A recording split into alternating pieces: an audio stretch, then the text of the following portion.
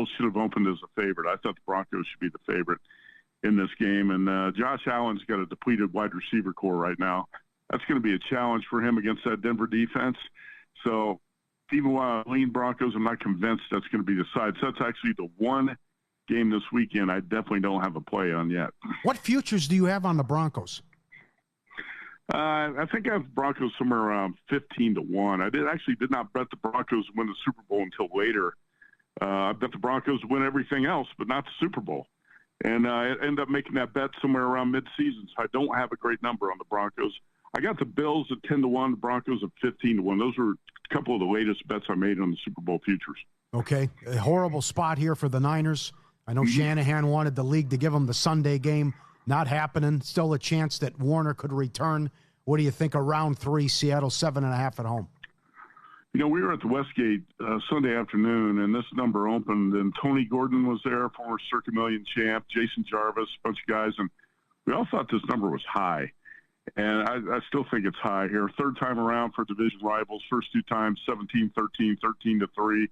And last week, that San Francisco offense actually rolled up 361 yards and 6.2 yards per play on the Philly defense. And Kyle Shanahan could cook something up here. It wouldn't surprise me if the Niners actually went to Seattle and won this game. I don't believe that the bye is as big and an advantage as a lot of people want to make it out to. I know that you got injured players, you want to rest and get healthy and all that, but if you watched NFL playoffs in the past, a lot of times the team that's got the bye comes out slow out of the gate and a little bit rusty, if you want to call it that. We've seen it in the college football playoffs as well. I actually think the Purdy-McCaffrey combination is going to be dangerous here. I bet this Niners plus 7.5 and under the total of 45.5. I just can't see this being a high-scoring game. I could see the Niners winning a 2017 type of game. I've said this, 100 times. I just don't trust Sam Darnold in these type of big games. Yeah, and I would say that I think Seattle is pretty similar to Philadelphia, and if San Francisco just went to Philly and won the game, they should probably be pretty live in this game as well. How about the Sunday action now that we have? And early on, we're going to get New England. This could go to 3.5. Who knows? Plenty of time to go before we get to that game. They're minus 120 at -3 here. The total is 41 against C.J. Stroud, and I don't know what that was from him on Monday night in the Texans. C.J. Stroud was a mess. We talked about that on the pregame show, and then it didn't matter because the Pittsburgh offense was so bad that the Steelers imploded in the fourth quarter, and the game it was 7-6 early in the fourth quarter. I think some people tend to forget that because Stroud played so poorly, lost 2 fumbles, threw the pick. Nico Collins now out with a concussion. A lot of people are making the Texans to be the 85 Bears, which I don't think is the case. I think they took advantage of a Pittsburgh offense. It was basically impotent. DK Metcalf dropping that pass is big. Aaron Rodgers didn't make any plays after the first quarter. I was not that impressed by the way the Texans played, and I know that a lot of people think the Patriots are phony. I get it, and I think there are a lot of flaws with all the teams left in the NFL playoffs right now. That was a fiasco in Foxborough for the Chargers, what happened. And I think the Patriots, who rolled up 381 yards and allowed 207, are going to have a much tougher time of it here with the Texans if Stroud can play error-free football. But I thought the number was cheap. Actually, talked about this with Super Dave and Jensen on Tuesday morning. The first bet I made here was Patriots minus 2.5, minus 115. Yeah. Good number. Very good. Get off to strong starts all year, 15-3 ATS in the first half. How about the late game? Can the Bears' magic continue here against a Rams team that definitely, you're right, great point. All these teams have flaws and issues, and the Rams, they have 2. Special teams and defense. Yeah. Yeah, the defense has definitely declined late in the season. Special teams very unreliable. And Sean McVay, as much as I like the guy, man, he makes some questionable game management decisions, yes, he does. Too. Boy, for a guy who's that sharp, he still hasn't mastered game management. The one thing that concerns me, I was talking with Tony Gordon about this game earlier today, and he likes the Rams a lot, and he thinks the Rams might win big. I'm concerned about the weather. It's going to be, 10 to 15 degrees, windy on the lakefront. Mm-hmm. And if you look at Matthew Stafford's numbers in the past in cold weather, not positive. And that could be an issue for the Rams. You talk about a warm weather team going to the Chicago lakefront. It's going to be bitterly cold on Sunday. So that's why I'm not overconfident. Mitch, I'm in the same position as you. We talked about this. We both got 30-1 on the Rams. I'm not going to bet the Rams here. In fact, I might play something on the Bears just to hedge a little bit. I'm concerned about this because it's going to be so cold on Sunday. And I don't think the Rams offense is going to operate at the highest level. Sure. What are you going to do with this game? Oh, I played the Bears big already, plus 4.5. I just think Did you? I don't know. I hope Tony's wrong on that one. I think it's too high of a number. Yeah, I thought the number was high too. Yeah. I mean, to me, the weather could be a big factor in this game. Yeah. Yep. Now, by the way, you covered the Bears for a long time. Do you remember? I mean, it's not like they're in the playoffs with a home game every year in January, but can you remember like the coldest game that you were ever at there? Not really. Okay. You know what? Tim asked me that last night, and I couldn't really recall. I covered the Bears for 5 years in the late 90s, and they never made the playoffs. Oh, there we go. Okay. Yeah, never made the playoffs. I think the coldest game was up in Green Bay, and I'm sure they lost that because they lost to the Packers every year. Yep. So. All right. Follow the money here on VSiN, the Sports Betting Network. Our guest, Matt Youmans. Okay, so let's do a little college basketball tonight. We kind of laughed at some of these matchups that we have going on tonight in college basketball. Hey, Duke's playing at Cal. Michigan's playing at Washington. You have your what a great Penn State or Big Ten rivalry. This is UCLA on the road at Penn State. Gotta love it. Bruins laying 4.5. What do you make of the number? Well, I think the number's too high, and it was 3.5 overnight. I bet it overnight because I thought it was going to go down to 3 or 2.5, and it actually went up to 4.5. So I just bet a little bit more on it. Penn State's 0-5, and it's been playing poorly. If you just look at the win-loss ledger, 1-6 in the last 7. You got a 4-point loss to Michigan State, 8-point loss to Illinois, 2-point loss to Michigan last week, which is very impressive, and a competitive performance at Purdue over the weekend. So the Nittany Lions are fighting hard, and Mike Rhodes is a hell of a coach. So I expect Penn State, which is 0-5 in the Big Ten, to be hungry tonight here. And what does Mick Cronin do? Constantly complains about the travel schedule in the Big Ten. Yep. Just like Lincoln Riley does about the football schedule, right? And if you watch the Bruins on the road last week at Iowa, at Whiskey, they didn't play well, didn't play with a lot of energy. I think Penn State should have a great shot to pull the upset tonight. I'm a little bit surprised the betting market moved up, so I'll take the points with Penn State. You love betting the Big Ten. You love betting the Mountain West. San Diego State's playing at Wyoming. Aztecs laying about 1.5 here in this game. Who do you like? I like Wyoming. And the betting market did move down on this. I took 2.5 overnight. Now it's basically 1.5. It looks like I got to double check. But I was seeing 1.5 is pretty much the best number out there today. This San Diego State team is nothing special. I do like B.J. Davis as a guard, and he shoots a high rate from the free throw line and he gets there a lot. But there aren't too many outstanding characteristics for this Aztecs team. If you look at the records, you'd say, well, typical 5-0 in the Mountain West at the top of the league. This is not a special team. And actually, I really like Sundance Wicks, the Wyoming coach. Leland Walker, senior guard, has been playing really well, 35% from three. He had 28 points in that 32-point win against UNLV last Tuesday. And this is always a tricky travel spot in the Mountain West. You just saw the Rebels go up there last week and get trounced, and I think the Aztecs are going to get beat tonight.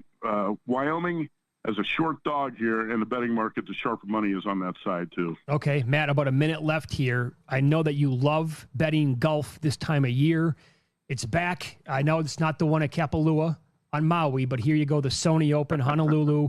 Do you have a couple of best bets for the event that begins tomorrow? Yeah, I love the Maui tournament. Missed it last week, but it's great to have the Sony Open. I went to this tournament a year ago, and it's not about bigger hitters. It's about short iron play and play around the greens. And Nico Echevarria lost to Nick Taylor in a playoff, and I heard Indy Jeff talking up Nick Taylor. I don't disagree. I'm also playing Nico Echevarria here at 45-1.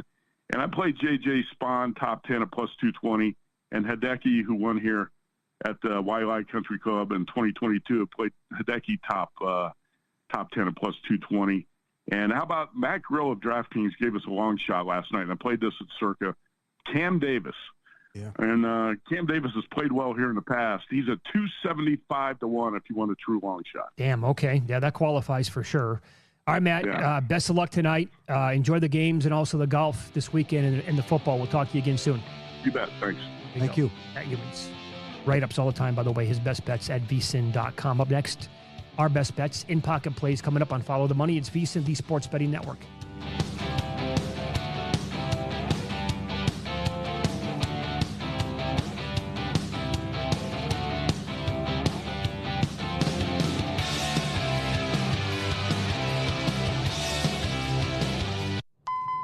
your gas light's on. We need to stop and fill up. No way, Jen. Gas around here is too expensive. We can make it a little further. Billy, listen to your big sister. You don't need to drive all over searching for the lowest gas prices. Do what I do and use Upside. Upside? Do you live under a rock, Billy? Upside is the hottest cashback app out there. It's free to download, and you get real cash back for every gallon of gas you buy. I use it all the time, and I've already made around $200. You can make that kind of cash back just for buying the gas you have to buy anyway? Yes, I'm looking at the Upside app now, and there's a gas station at the next exit offering 25 cents per gallon cash back. Okay, I'm stopping to download Upside and fill up my tank. Download the free Upside app now to earn cash back every time you buy gas. Use promo code TOUR25 for a limited time and get a 25 cents per gallon bonus on your first 2 fill-ups. Cash out anytime right to your bank, to PayPal, or a gift card for Amazon and other brands. Just download the free Upside app and use promo code TOUR25 for a 25 cents per gallon bonus on your first 2 tanks. That's code TOUR25 for a 25 cents per gallon bonus on your first 2 tanks. Experience the ultimate pool and watch party at Circa Resort and Casino in Las Vegas. Hi, I'm Derek Stevens, owner and chief executive officer of Circa Las Vegas, and I want to welcome you to Stadium Swim, your year-round destination for nonstop fun. With 3 levels, 6 pools, and a massive 143-foot screen, catch every game, every season. It's the place to be in Las Vegas. Soak up the sun and party all night, 365 days a year at Stadium Swim. Secure your spot now at circalasvegas.com. When the games are on, so is VEASAN. With in-game betting insights you can actually use. We're live during the action for real-time breakdowns and the best opportunities to hit live bets on all major sports. Our exclusive betting splits update every 5 minutes, so you'll always know where the sharp money's going. And with the VEASAN Watch app, you're never out of range with live analysis following you wherever you go. Ride the action in real time by making VEASAN your second screen and join us on the Sports Betting Network.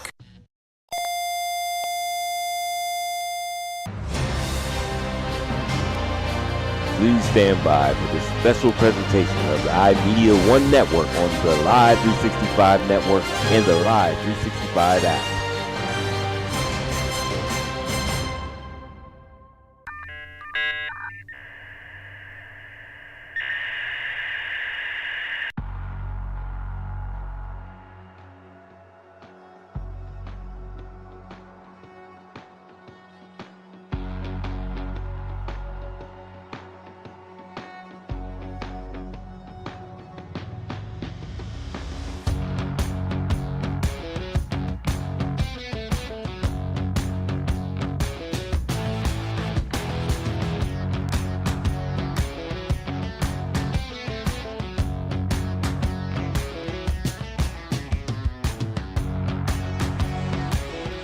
Wednesday nights are hockey nights.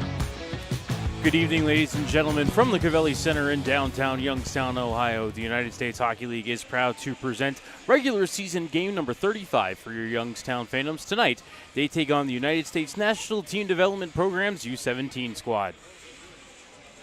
Good evening, sports fans. My name is Matt Lipsack, the voice of the Youngstown Phantoms. Pleased to be bringing you the action this evening on Western Reserve Radio and Flow Hockey. Joined tonight in the broadcast booth, making his Phantoms radio debut, a senior from Poland High School, a forward for the Canton Akron Jets, and a future attendee of the Ohio State University at Newark, Will Craven. Will, welcome to the broadcast. Yes, sir. Thank you for having me. Well, the Phantoms were last in action on Saturday against the Des Moines Buccaneers, a feisty 4-1 Phantoms victory. Youngstown got on the board at the 14:51 mark of the first period. 4th goal of the season for Kazimo Sasaki, Cooper Simpson, and Jack Hamilton with the helpers. 1-0 Youngstown. Des Moines tied it at 18:37. Jakub Dubrovic, his second of the campaign, and we were knotted up at 1 at the end of the first. Tons of fireworks in that second period. We had a fight and a penalty review at 2:27. Kate DeSaint-Hubert and Mate Tepley dropping the gloves. Jason Davenport to the box for head contact. And 12 seconds after that power play started, Evan Jardine with the power play goal. 10th goal of the season for Jards. Jack Hextall and Jack Wilson with the assist. Phantoms led 2-1. Then we had another fight, another Jason Davenport penalty. Davenport for interference at 4:10. Adam Zidlicki and Brody Berard dropping the gloves. Logan Anderson also called for holding there at 410. Berard, another one-punch knockout. Really going to have to ask Brody why he doesn't like throwing more than one punch in his fights. 5 seconds after the 4-on-4 starts, it's Cal Houston with his first of the year. Ryan Rusinski with the assist. 3-1 Phantoms at the end of the second. And then at 19:41 of the third, Evan Jardine scores on the empty net. Second of the game, 11th of the season. Cal Houston and Carter Murphy with the assists to give the Phantoms that 4-1 win. Tobias Trebel got the win. He stopped 23 out of 24. Andrei Nikolaev stopped 17 out of 20 in his USHL debut, taking the loss. Des Moines power play 0 for 7. Phantom power play 1 for 3. 3 stars of the game. Third star went to Kazimo Sasaki with his goal. Second star went to Evan Jardine with his pair of goals. And the first star with a goal and an assist went to Cal Houston. We're going to go ahead and step aside for a timeout. When we come back, we will have tonight's scratch report as well as the starting lineups. You're listening to the pregame show here on Western Reserve Radio and Flow Sports.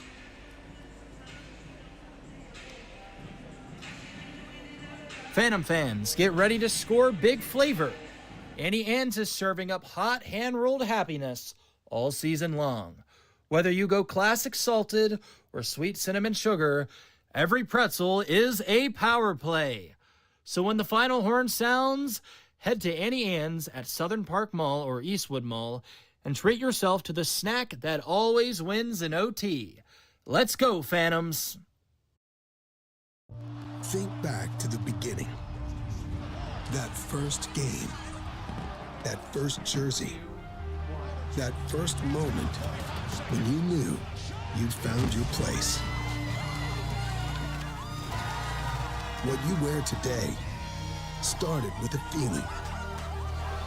A feeling that changed everything. NHL Shop, a Fanatics experience. At Texas Roadhouse, we do more than just hand-cut steaks. We have hot, fall-off-the-bone ribs, and everybody loves our fresh-baked bread with that honey cinnamon butter. The Phantoms love Texas Roadhouse, and we know you will too.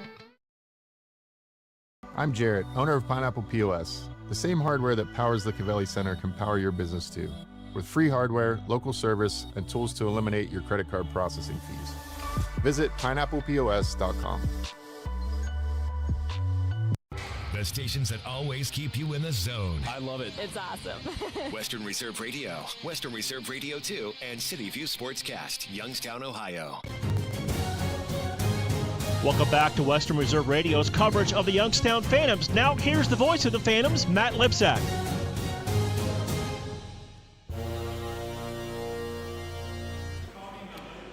Welcome back inside the Cavelli Center during the pregame show. Time to take a look at tonight's scratch reports, and to bring you those, here's Will Craven.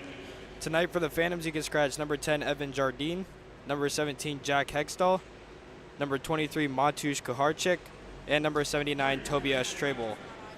For Team USA, you can scratch number 51, Trevor Daly Jr., number 54, Rocco Pelosi, and number 41, Beck Thorson. To bring you the starting lineup, back over to you, Matt. Thank you very much, Will. We will begin with the visiting U17s. Overall, as a whole, Team USA 6-23-1 in USHL play. Their 16 points put them in 8th place in the USHL's Eastern Conference. U17s, independent of the U18s, are 2-17-2-0 on the season. Starting at left wing out of Medford, Massachusetts, committed to Boston College, number 46, Finnegan Sears. At center, out of Edina, Minnesota, number 47, Freddie Schneider. At right wing, out of Souderton, Pennsylvania, committed to Penn State, number 39, Braden Horton. On defense, out of Smithtown, New York, number 48, Christian Semetsis. Also on defense, of Northfield, Minnesota, committed to Minnesota, number 60, Benjamin Geiger. In net, out of Warrenton, Pennsylvania, committed to Notre Dame, number 55, Nate Chizik. In USHL play, Chizik is 2-10-1-0. with a 5.55 goals against average and a .834 save percentage. The U17s are coached by Greg Moore, assisted by Todd Krieger and John Drager. And now for the Youngstown Phantoms, who entered tonight's game with a 24-7-2-1 record. Their 51 points put them in first place in the USHL's Eastern Conference. Starting at left wing out of Shakopee, Minnesota, committed to North Dakota on the draft property of the Boston Bruins, number 21, Cooper Simpson. At center, out of Broadview Heights, Ohio, committed to Ohio State and the draft property of the Buffalo Sabres, your captain, number 56, Ryan Rusinski. At right wing, out of Forest Lake, Minnesota, committed to Maine, number 91, Malachi McKinnon. On defense, out of Stamford, Connecticut, committed to Vermont, number 2, Monte Tepley. And out of Youngstown, Ohio, committed to Miami, number 12, Cal Houston. In net, out of Clarkston, Michigan, committed to Western Michigan, number 33, Owen Leapak. This season, Owen has a 6-1-0-1 record, a 1.92 goals against average, a .912 save percentage, and 2 shutouts on the season. The Phams are coached in his 4th season by Ryan Ward. The associate head coach is Brandon Gotkin. They are assisted by their chief of staff, Redmond Brow, and their director of player development, Cal Kafuk. The equipment manager is Andrew Rush, athletic trainer, Amber Martinelli, goaltending coach, Neil Conway, strength and conditioning coach, Tommy Malloy, and the general managers are Jason Deskins and Ryan Kosecki. The officials for tonight's game were selected by USA Hockey and are as follows. The referees will be Kyle McCauley and Eric Michaels. The linesmen will be Odin Nelson and Tyler Willie. Just about 5 minutes remaining before starting lineups and national anthem here at the arena, so we are going to go ahead and step aside for a timeout. When we come back, we will have Youngstown Phantoms Hockey here for you on Western Reserve Radio and Flow Sports. You got so much to do, it's got you feeling blue. Put a little play in your day, 'cause it's fun all over the state. So come on, great games wait for you and me, the Ohio Lottery. Put a little play in your day, put a little play in your day. Go Phantoms and best wishes this season from Hale Consulting, your community and economic development firm specializing in grants for nonprofits, small business, and governments.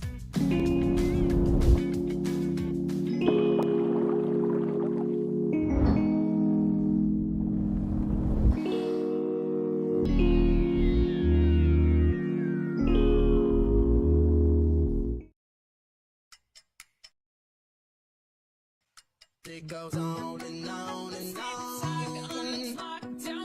Remind me of everything tonight. Yes, I'm in the zone. Dreaming about the things that we could be. Catchment makes the save, rebound to the weak side. In front, score! I need a one dance. And then we start to dance, and I'm singing like.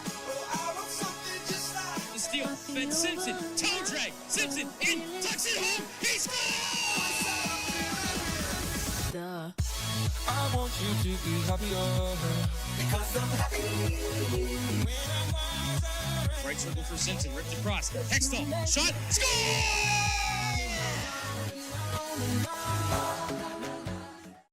Price Heating and Cooling is a family-owned and operated residential and commercial HVAC company proud to serve the Mahoning Valley since 1937. As an award-winning Carrier Factory authorized dealer, Price Heating and Cooling exhibits the exceptional standards, knowledge, and service you deserve. Is your home ready for warmer weather? Call today to learn about our financing options with approved credit on new air conditioning systems. And all of our pricing is upfront with no hidden fees. Turn to your experts in red, Price Heating and Cooling. Stay up to date on when and where the Phantoms play by following our social media platforms. Find us on Instagram, X, Facebook, TikTok, and more. Discover Mahoning County and Northeast Ohio, where charm meets adventure. Explore stunning parks, vibrant arts, and rich history.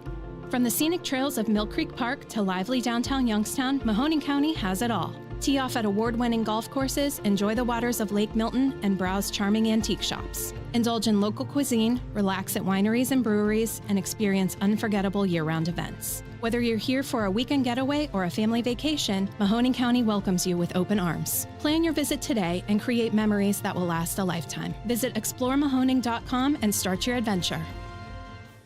Adams Tree Preservation provides the highest quality residential, municipal, and commercial tree and plant health care services to the Mahoning Valley.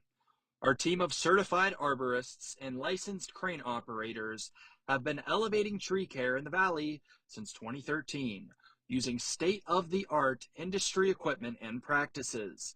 Contact us today for a no-charge estimate.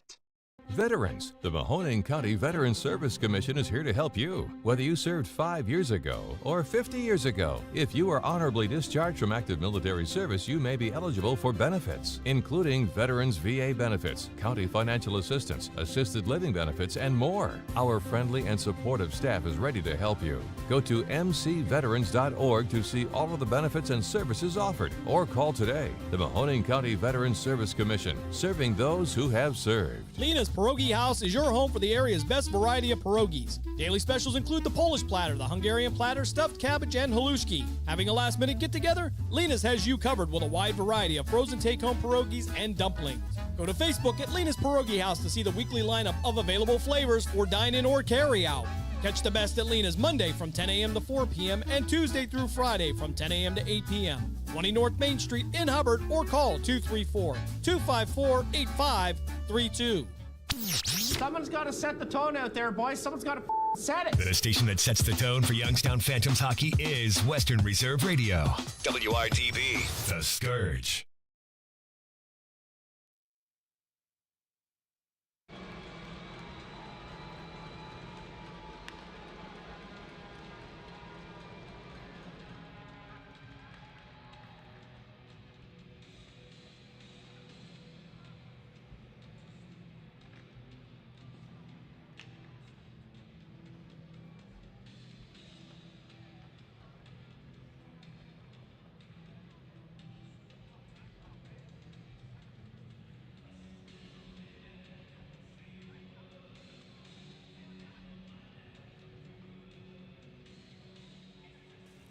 And now, for tonight's starters, represented by Mercy Health, at left wing from Shakopee, Minnesota, number 21, Cooper Simpson.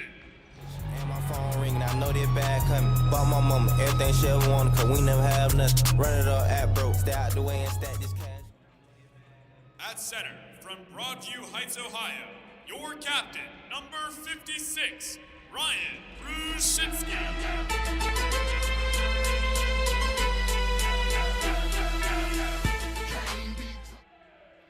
At right wing from Forest Lake, Minnesota, number 91, Malachi.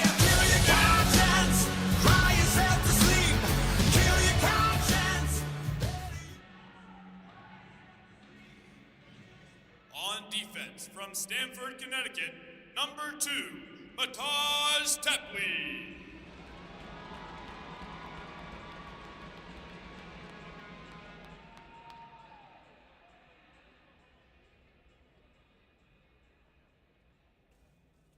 Also on defense from Youngstown, Ohio, number 12, Cal Houston. Here in Youngstown, my sweet Jenny. And in goal from Clarkston, Michigan, number 33, Owen Limpak.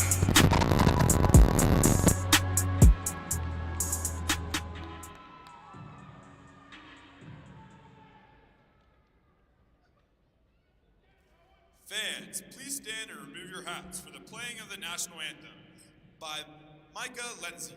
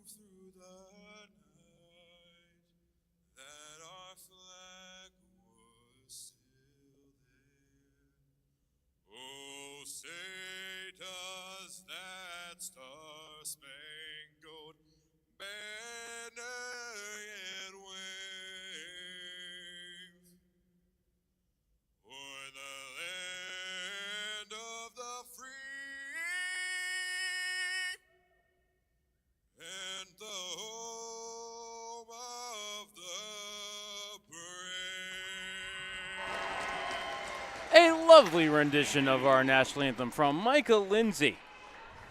Welcome back into the broadcast booth, ladies and gentlemen. Matt Lipsack and Will Craven here with you on Western Reserve Radio and Flow Sports. Hello to everybody tuning in up in Plymouth, Michigan, and nationwide. Coming to check out Team USA, we are joined by our engineer, Dave Ferris, pushing the buttons, keeping us on the air. We're not going to say Jim Craven's doing any work tonight because he's not. He's not even watching the game. Brendan Miller, keeping things up to date for you on social media. Follow the Phantoms on X at Y-Town Phantoms, on Facebook and Instagram at Youngstown Phantoms. And Will, the Phantoms playing outstanding hockey right now. 13-1-1 since Thanksgiving. Power play, penalty kill, all right up there at the top of the league. Phantoms have a good chance tonight to come away with 2 points if they can just put their nose to the grindstone and go to work. Oh, for sure. And you can't ask for anything much better than this group. Only 2 regulation losses since November 14th. Obviously, Brandon Godkins got them going on the special teams. They just need to keep it simple tonight, down a whole line in the Hextall line. You just got to keep it simple and grind these guys down for a win. Well, right now you can roll for initiative because we are underway, but apparently not quite. It looked like USA had won the draw, but our official there at center ice, who, if he would turn his back to me, I could tell you who it was, but said, false face-off, let's do it again, 20 minutes back on the clock. Now you may roll for initiative because we are underway, and USA will control the draw. Bumped it down toward the Youngstown line, grabbed by McKinnon, sent over to Templey. Back to McKinnon in the middle of the ice. Gains neutral, slides it over to Rusinski into the USA zone down the right side. Flicked one toward the cage, missed it wide. Off the end boards, it comes to Horton. He will slide it out to center. Grabbed at the red line by Templey. DDD over to Houston, ahead off of Rusinski and ricocheted into the zone, which is going to be grabbed by Horton once more. And he will slide it out to center for Sears. Spun off a check, still has the puck. Comes near side, and from the red line, he'll backhand it into the Youngstown zone. USA do the quick line change, just 35 seconds into this one, as Houston carries up the far wall. Cal gains the red line, fires it in, comes around the wall. Boganecki sends it up the wall, taken by USA out to center. Cross ice feed, grabbed by Fitzhenry into the zone. Puck pinballing around, unable to get it toward the cage was Meyer. Now second chance, they do, and they score. Just 54 seconds into this one, USA grabs a 1-0 lead. And it is Easton Johnson. For Johnson, his first goal of the season and first shot of the game. USA is on the board. You know, first action we've seen from Owen Leapak since before Christmas, and greeted rudely by the U17s. And they lead 1-0.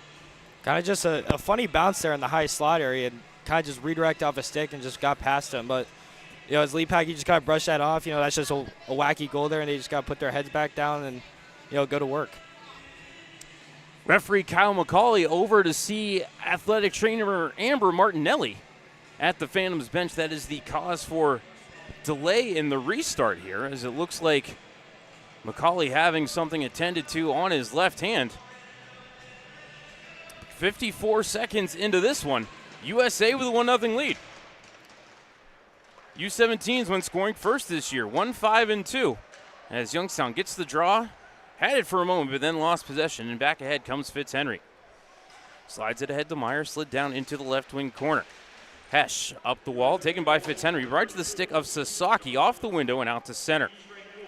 Puck pinballing around, grabbed by Fitzhenry, stolen by Sasaki, comes into the zone, try to cut around Boganecki, would not work, and USA will send it around to the right wing corner. That's Johnson, the goal scorer, turning and dumping it out to center. Might be far enough for icing, though they're going to wave it off as Meyer ducked around his man, that is Wilson. Murphy pulls it out of the scrum behind the goal and sends it over to Hesh from the goal line. Hesh to the neutral zone, gains the red line and fires it just wide of the cage. Chiswick will let the defense handle it as it's back out to center. Treating into his own zone is Salvador. Lost in the right wing corner, sent around the wall by Scott. Picked up near corner by MacArthur, taken away by the Phantoms. Up to the point, Hamilton, D to Berard. Into the bumper was excuse me, looking for Svitov as the puck's poked to the corner. Now back up to the line, kept by Berard. He'll turn and fire intentionally wide off the end boards. Came back into the blue paint, and throwing the trapper on top of it is Chiswick. 17:54 left in the first period, which is presented by Safehold. Again, USA leads 1-0. Scored on their first shot of the game just 54 seconds into this one. That's a good start right there from the Hesh line. Kind of just a simple shift, working it back to the D, getting shots on net, just getting their feet wet in the game here. Face off to the left of Chiswick Anderson to take the draw for Youngstown.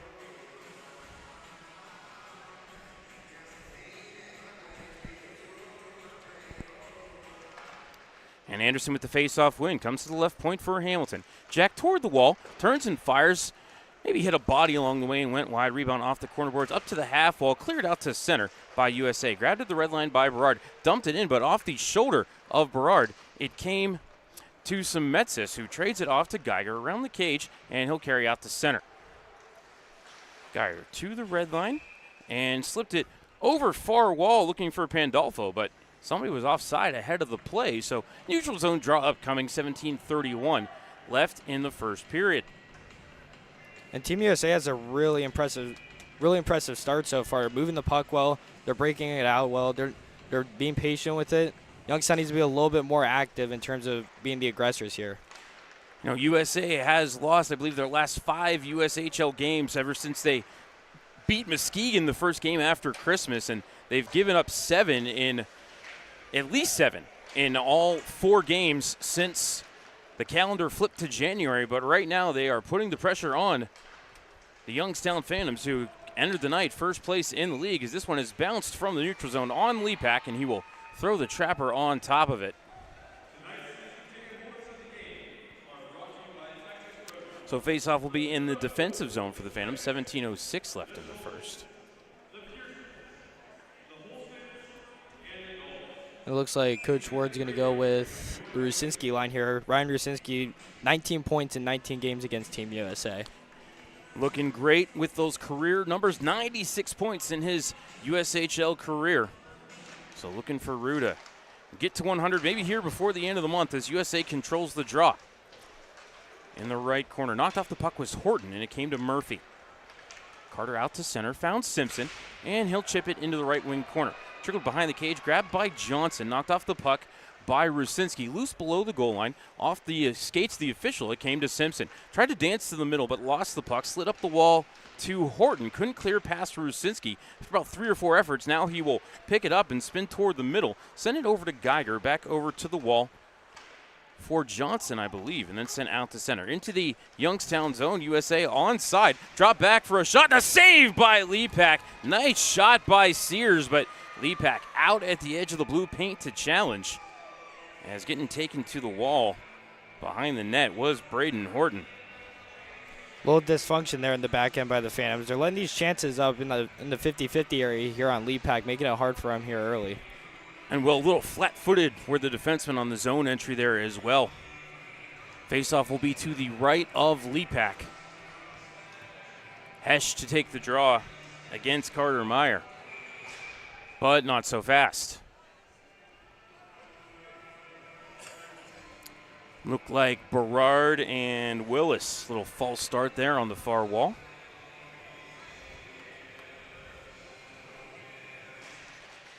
Face-off won by Hesh, grabbed by Hamilton. Spins it around the cage to the near side.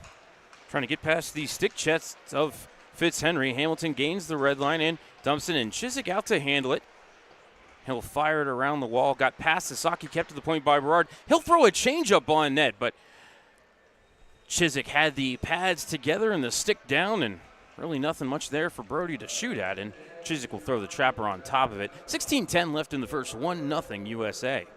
Berard's looking good here. His first couple of shifts, 2 shots on net already. You just gotta keep doing. They just gotta keep doing that. They got a tip right there on net, making the goalie work there.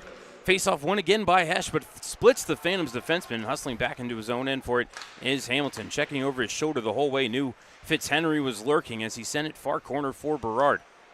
Brody back near side for Hamilton. Out to center for Zemlika. Chipped it just to the blue line, but couldn't get it deep. USA back on the attack. Into the zone comes Willis down the left side. Got the shot away. A pad save by Lee. Back rebound picked up by Houston, trying to clear, but had his pocket picked by Meyer, but put it right back to Houston's stick. Now Cal into the offensive zone, down the left side, long distance shot, missed the cage. Zemlichka keeps it at the right point. Fired back around the kick plate, comes left side for Tepley. Mate left it for Sasaki. Back into the corner for Zemlichka, behind the cage for Hesh. To Houston, right circle. Shot, Chiswick with the stick save into the meshing. Great play by Houston there, sliding down there into the dot. He scored from that same area on Saturday night against Des Moines. He slid it through the 5-hole. Had some net to work with too, far side. Well, but I think with the stick save, maybe trying to look for the 5-hole there again on Chiswick. And, you know, Nate Chiswick, 6'4". I don't know if you're going to beat him down low too often. That's a big body right there. Face off to the left of Chiswick. Anderson to take the draw. Face off ever controlled by USA. They will send it up the far wall. Touch to the middle by Pandolfo. Kept in the zone by Youngstown. Orlowski to the middle. Shot toward the cage was blocked. Rebound picked up at the right half by Houston. Cal down the wall. To the dot for Anderson. His little snapshot swallowed up by Chiswick, and he'll hold. Great work by this Anderson line here. They're beating guys to pucks. They're winning battles, and of course another great chance from the top of the circle there. Just can't get anything past the goaltender here in Chiswick. Love to see this line pick one up. We have Svitov still looking for his first goal of the season. Orlowski with just one on the year. Anderson with 3. There's another false start on the faceoff.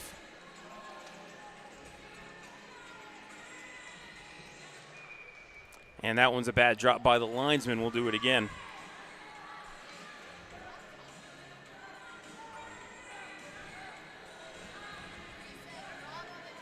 As that is Thibodeau to take the draw against Anderson for USA. And Anderson won it forward, tried to get a shot away. It was blocked. It came to Svitov. Near corner, up the wall and back down low for Anderson. Let it come through for Orlowski. Jesse to Anderson, tried to walk the goal line, got knocked off the puck below the goal line, and it's knocked over right side for Gutierrez. Snapped out to center off the stick of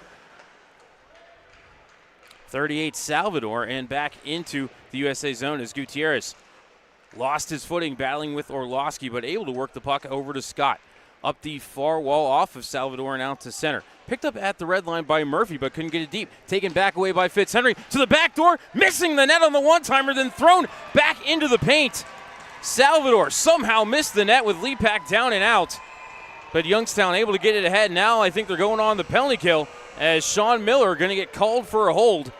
And Youngstown will be on the PK on the other side of the media timeout. 14-15 left in the first. USA leads 1-0. Listening to Youngstown Phantoms Hockey on Western Reserve Radio and Flow Sports. Your best source for everything hockey is here. The NHL app is your place to get every highlight from every game. McDavid for the net.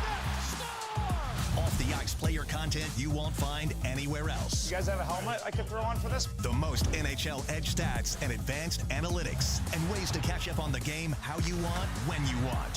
When it comes to following the NHL, don't settle for anything else. Hockey is better on the NHL app. Someone's got to set the tone out there, boys. Someone's got to set it. The station that sets the tone for Youngstown Phantoms hockey is Western Reserve Radio. WRDB, The Scourge. We now return you to Phantoms Hockey on Western Reserve Radio and the voice of the Phantoms, Matt Lipsack.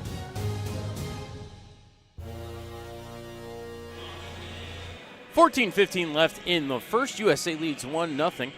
Sean Miller to the box for a hold. Matt Lipsack and Will Craven here with you on Western Reserve Radio and Flow Sports. USA power play, just the U17s, 21.4% in USHL play. A goal in 7 straight games for the U17 power play. Youngstown penalty kill first in the USHL, 85.4%. As Rosinski wins the draw, it's slapped up the wall by Houston, hit a stanchion, and goes down the ice. Chiswick sets it up. And then spun it up the wall, picked up by Willis. Light forecheck pressured by Rusinski as Willis carries around the cage to the far side, now cuts up the middle. Gains the neutral zone. Dropped it back, and now into the zone they come. For Meyer, he got tangled up. Rusinski stole the puck, but gave it up to Johnson. Johnson, top of the right circle. Now center point for Semetsis. Back center point Johnson. Across one-timer. Pad save by Lepak. Rebound loose in the circle. Swatted to Rusinski. He'll chip it out to center. Rue to the red line. Got it deep around Johnson, then still applying some light forecheck pressure. He'll head to the bench now as Semetsis carries ahead for the 17s. 1:05 left on the kill for Youngstown. Semetsis denied the line by Anderson, and Hesh tried to carry ahead but lost it on the dangle as he was battling against Willis. Here it's Anderson. Took it away in front of the USA bench, dropped it back for Hamilton, stretched it out to the line for Hesh. Hesh spins to the bottom of the circle, tried to work it backhand, he scores!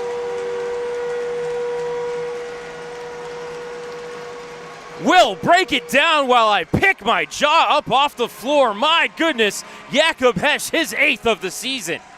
That was unreal. A great stretch pass by Jack Hamilton to the near side. Hesh walked in, used his backside to box out the guy and just managed to pull it backhand to forehand, go far side on Chiswick, and that's an unreal way to get on the stat sheet here tonight.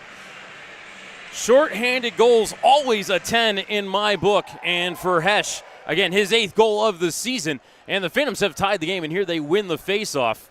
Murphy backpedals into his own end and sauces it down on Chiswick, who gloves it down. And now USA back on the attack. 30 seconds left in the power play.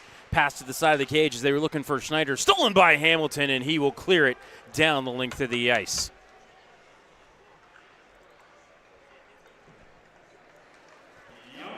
USA carrying ahead. Into the zone they come.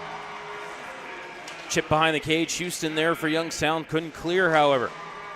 Fitzhenry behind the net, comes far side.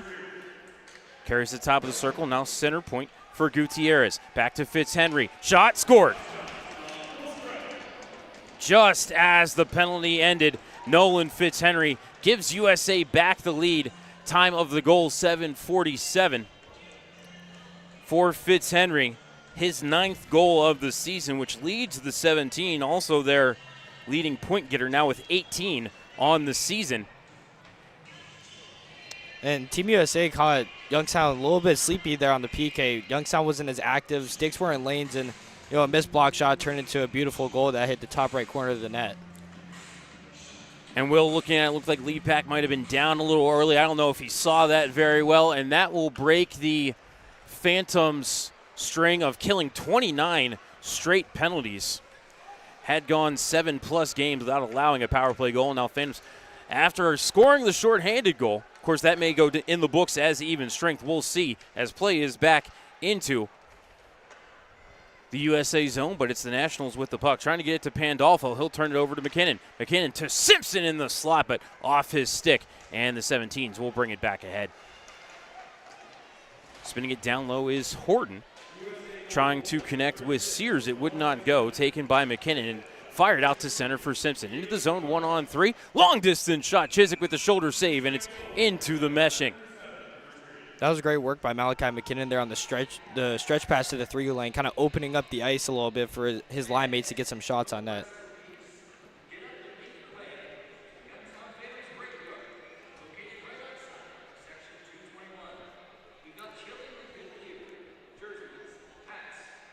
So they have not put the... We're checking out the score sheet, looking to see whether they've determined the Fitzhenry goal was a power play or even strength. We will check on that in a little bit. As USA won the defensive zone draw, now they are quickly back on the attack again. In the left wing corner, Willis took down Houston, battling for the puck down there, as is Meyer for USA. Trying to get back to his feet is Houston. He does. Work the puck to Tepley and then up the far wall to Orlowski. Back to Anderson. Logan across the ice near side for Tepley. Gains the red line and brings it into the zone. To the right side for Orlowski. Hit shot, pad save, rebound. Anderson had a little stick-on-stick contact there. Otherwise, he had a lot of net to work with and couldn't get the rebound back on the cage. USA had it in the offensive zone, but Fitzhenry decided to wind it back out to center. Now he gives it up to Meyer left side. His shot blocked by Houston to the end wall. Molojevic, his shot blocked out to center, and Phantoms come back ahead. It's Orlowski. Chipped into the corner looking for Svitov, but sticked around by USA. Picking it up is Barch. turned it over. Hesh, Sasaki turned and fired. His shot was blocked. Back over to the far wall. Murphy pinching in to keep it alive. Bounced it behind the cage. Only one there is Semetsis. He'll send it to the near corner, and USA will break it back through center. Into the zone came Salvador, chipped it behind the net. Phantoms got there first. It was Murphy sending it up the far wall, and Sasaki helped it out to center. Kaz still with it. He'll drop it back into his own end. Wilson hustling back to the near corner for that one as we hit the halfway mark of the first period. USA leads 2-1. Hesh ahead was looking for Zemlichka, but pass was out of his reach. Going to wave off icing here as Gutierrez plays it around the wall, up the near side. USA skating into it. Brandon Guala kept it in the zone. Far side, Sasaki, shot, scores! Get that cat off my chair. It's Kazimo Sasaki, his 5th goal of the season. Picked the far side and went bar off and in on Chiswick against Sasaki. 5th goal of the season. Time of the goal, 10:18, and we're tied at 2. Beautiful forecheck there by Youngstown. Forced a turnover on the breakout from USA. Gave it to the backside and Sasaki. Sasaki went blocker side. Buried it for his 9th point of the year. And Will, if that is an assist for Brandon Guala at the blue line, that may be his first point in the USHL. We'll have to check on that at intermission. But right now, the Phantoms importantly tying things up at 2. Off the faceoff, we are down into the USA zone.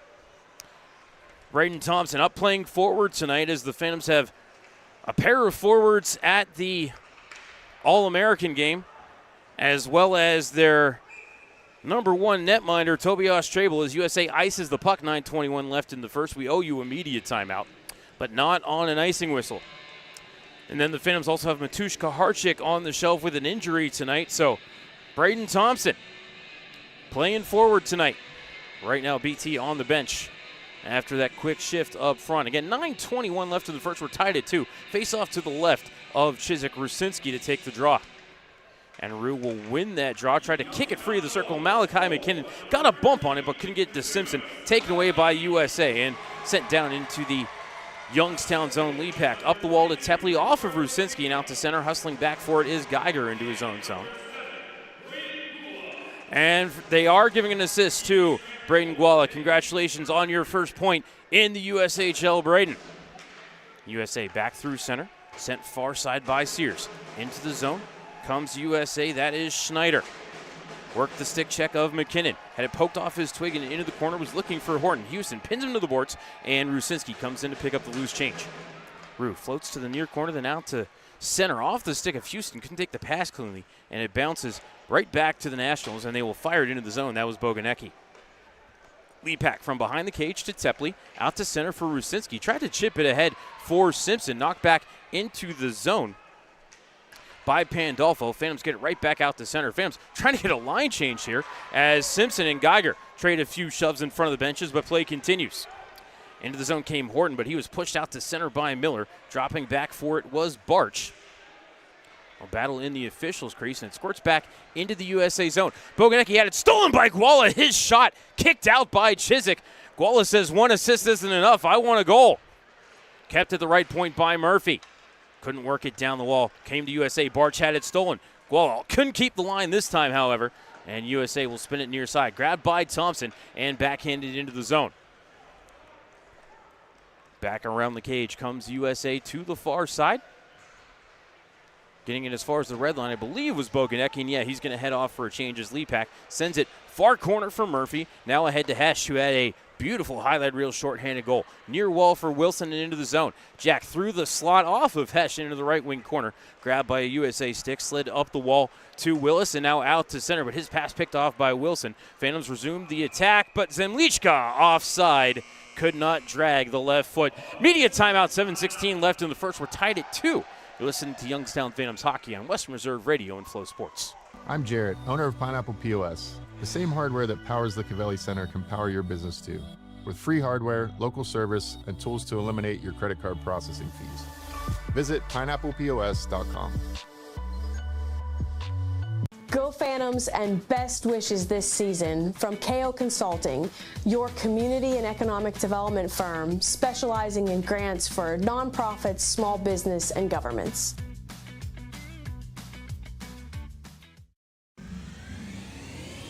You're listening to Western Reserve Radio, home of the Youngstown Phantoms. On the Live 365 network and the Live 365 app.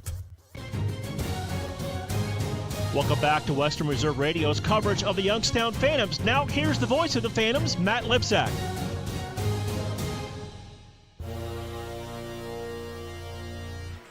Welcome back inside the Gavelli Center. 7:16 left in the first. We're tied at 2.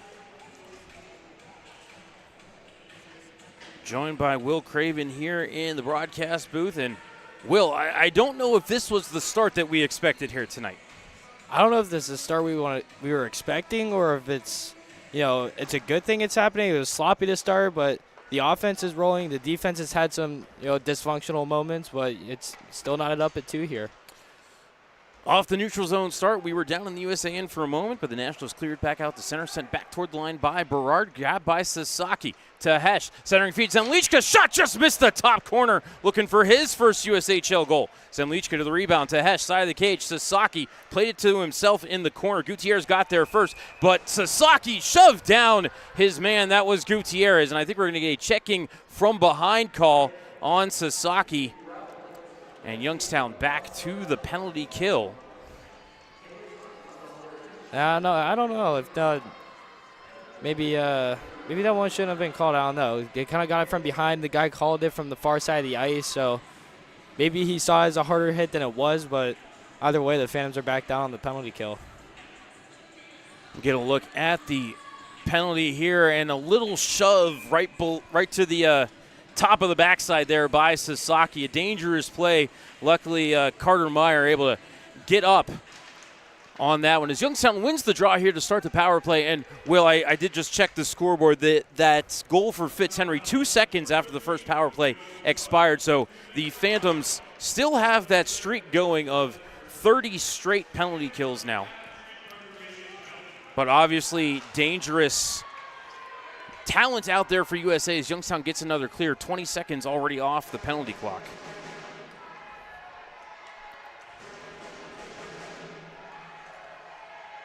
USA carrying ahead. Gutierrez into the zone. Left half wall. Bodied up by Wilson. Back to the point for Fitzhenry. He'll throw it near side. Trying to connect with Sears. Back to the left circle off of Fitzhenry. And grabbed by Schneider. Top of left circle, watched by Rusinski. Now in the right circle with a shot. Blocker saved by Lepak. Rebound backhanded to the line by Rusinski, but kept right there by Gutierrez. To Fitzhenry, back to Gutierrez. Fitzhenry inside edge of the left circle. Shot missed the cage. What a ripper that was as Sears kept the zone. Back to the point for Gutierrez. 55 seconds left on the power play as Rusinski blocked the cross-ice pass but couldn't find it. It was stuck on his pants for a moment, and USA able to hold the zone. Here Fitzhenry with a shot blocked by Wilson, fluttered on the cage, and swallowed up by Lepak. Yeah, Lepak hasn't had it easy here to start. That's 2 failed clears there by Rusinski on the PK that resulted in shots on net. Especially that one that went off the pad that could have been trouble in front. So right now, there are 45 seconds left on the checking from behind call. As Youngstown wins the draw, but Hamilton's clearing attempt is blocked by Willis. USA walking the line, hit a body in front with the shot. Semetsis did. Standing right in front was Horton. And on the rebound, Youngstown able to get the clear, but USA back in the zone. Horton sends it down toward the left wing corner. Hamilton gets there first, sends it around the dasher and down the ice. 20 seconds left on the kill. Kazimo Sasaki in the box for checking from behind as Chiswick sets it up for Semetsis. Tried to drop it back at the red line, but nobody was there, so back into his own end for it is Gutierrez, and that will just about kill off the penalty. Is 2 seconds and 1. Sasaki out of the box. Phantom penalty kill is 2 for 2. USA into the zone. Willis caught up to below the goal line. Centering feed, but stolen by Sasaki. Phantoms carrying ahead. It's Miller into the zone with Sasaki. Found the trailer. Zemlichka tried to give it back into the corner. But for Sasaki, up to the point for Wilson. D to Tepley eyed the cage and lost the puck as it rolled off his stick. USA back through center. Into the zone comes Meyer. Got a shot away. Pad save by Lepak. Rebound bounces into the slot. Tepley will stick it away as USA was changing behind the play. Sasaki to the red line, sends it to the right wing corner, but Kaz was 2 feet short of the icing line, and no grace there from the linesman.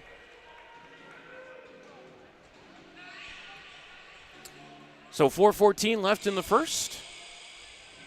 Phantom's going to have to get the fourth line back out there, and the faceoff will come into the defensive zone. I want to say hi to Lynn Siegfried, convalescing after a recent surgery. We're glad you're doing well, Lynn. We love you. We miss you. Hope to see you back here in your seat at the official score table here soon.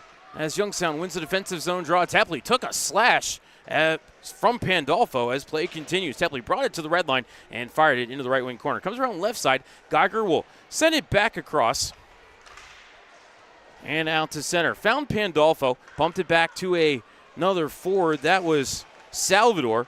Gave it back to Pandolfo, lost it entering the zone. Carrying ahead is Simpson for Rusinski. Back to McKinnon. McKinnon left circle. Hooked down as he tried to center, and Youngstown will go to the power play here on the USA touch. Simpson into the corner. Grabbed by Houston, fed around the wall. In front, Rusinski. What a save by Chiswick! As Ryan Rusinski, all alone in the slot, tried to touch it upstairs, and somehow Chiswick gets the glove hand up there. That could have been an unreal highlight reel goal there with that nice little sauce pass in the slot there. But Phantoms go to the power play here, first time tonight. You know how dangerous Godkin's power plays are over the course of his career here in Youngstown. So Semetsis to the box, time of the penalty 16:27. Youngstown power play, 27.9%, second in the league. U17 penalty kill, 63.6% as the Phantoms win the draw, and Wilson rips it wide of the cage. Rebound kept in the zone by Simpson at the right half wall. Cooper in the right wing corner.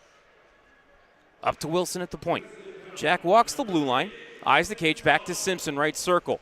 Across left circle, Rusinski one-timer blocked. Rebound cleared by USA. Believe that was Fitzhenry clearing the puck for USA. 30 seconds gone here on the Phantoms' first power play of the game. 3 minutes left in the first. We're tied at 2. Wilson to Rusinski. Gains the red line, drops it back for Wilson. Sends it across for Simpson, who just redirects it into the zone, but that comes to Geiger, and he gets the clear.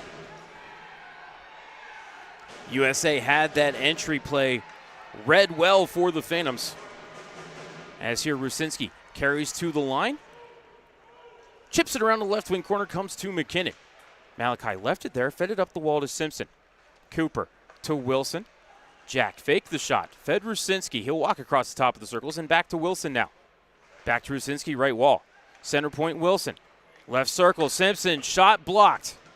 Rebound into the corner. Rusinski hustled over, but couldn't keep the zone, and Wilson couldn't get to the right wall in time. 40 seconds left in the power play for Youngstown as McKinnon carries into the zone.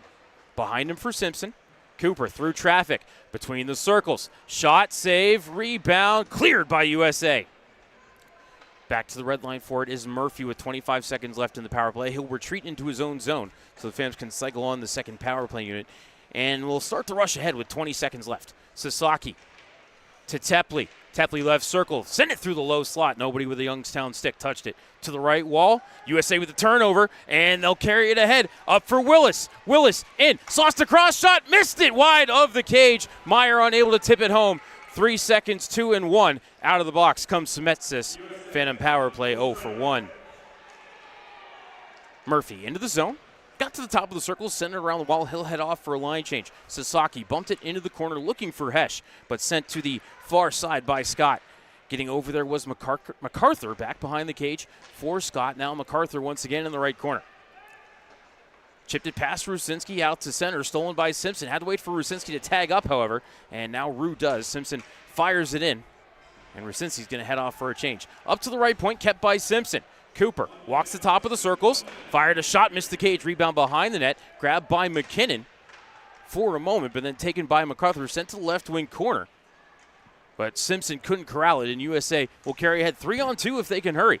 To the left side, into the zone, comes Thibodeau. Tried to work it back to Pandolfo, but he's taken to the end wall by Hamilton. Houston took it away behind the cage, fed it to Simpson right corner, And he'll bounce out to center with 35 seconds left in the period. Johnson, D to D, over to Boganecki and out to center. In the zone, Thibodeau. Fed across over for Milojevic and taken away by Youngstown out to center. Johnson back in the zone with 15 seconds left. Chipped it to the end wall. Svitov, the first one to it. Around the cage to the near side. Hesitates, trying to get past Sears. He will. Slipped it up the middle for Hesh with 7 seconds left in the period. Hesh into the zone. Taken away by Gutierrez, but stolen by Orlowski to Svitov. One-timer fanned on it. Worked it back to Murphy. His one-timer at the buzzer is kicked out by Chizik. At the end of 20 minutes of play, we are tied at 2. Shots on goal for the game, 11-10 in favor of Youngstown. We're going to go ahead and step aside for a timeout. And when we come back, we will have the first intermission report here for you on Western Reserve Radio and Flow Hockey. During the fall and winter, grilling season never ends, and Gessler Propane is your local supplier that makes sure you get your hard-earned money's worth. Why go to gas exchanges to pay higher prices for tanks not filled to capacity? Gessler Propane makes sure you're prepared for year-round grilling with 100% filled tanks at a reasonable cost. See Bob Monday through Friday, 10 to 4, and Saturday, 9 to 3 at Gessler Propane, 702 Youngstown Poland Road, Struthers, or call 330-755-9119. Gessler Propane. They got gas. Lena's Pierogi House is your home for the area's best variety of pierogies. Daily specials include the Polish platter, the Hungarian platter, stuffed cabbage, and halushki. Having a last-minute get-together? Lena's has you covered with a wide variety of frozen take-home pierogies and dumplings. Go to Facebook at Lena's Pierogi House to see the weekly lineup of available flavors for dine-in or carry-out. Catch the best at Lena's Monday from 10 a.m. to 4 p.m. and Tuesday through Friday from 10 a.m. to 8 p.m. 20 North Main Street in Hubbard, or call 234-254-8532. Are you tired of switching apps just to catch your favorite shows and live events? Say hello to the iMedia One Network app, your one-stop destination for streaming and everything that matters. From national sports to exclusive local content, Western Reserve Radio, Western Reserve Radio 2, and City View Sportscast are now all in one place, anytime, anywhere. Download the free iMedia One Network app on iOS and Android and unlock the future of sports audio in the palm of your hand. The iMedia One Network, your sports app in the Valley. Veterans. The Mahoning County Veterans Service Commission is here to help you. Whether you served 5 years ago or 50 years ago, if you are honorably discharged from active military service, you may be eligible for benefits, including Veterans VA benefits, county financial assistance, assisted living benefits, and more. Our friendly and supportive staff is ready to help you. Go to mcveterans.org to see all of the benefits and services offered, or call today. The Mahoning County Veterans Service Commission, serving those who have served. Adams Tree Preservation provides the highest quality residential, municipal, and commercial tree and plant health care services to the Mahoning Valley. Our team of certified arborists and licensed crane operators have been elevating tree care in the valley since 2013, using state-of-the-art industry equipment and practices. Contact us today for a no-charge estimate. Western Reserve Radio is the home of the Youngstown Phantoms. Be sure to call 330-747-PUCK for ticket information or go to youngstownphantoms.com. Welcome back to Western Reserve Radio's coverage of the Youngstown Phantoms. Now here's the voice of the Phantoms, Matt Lipsack.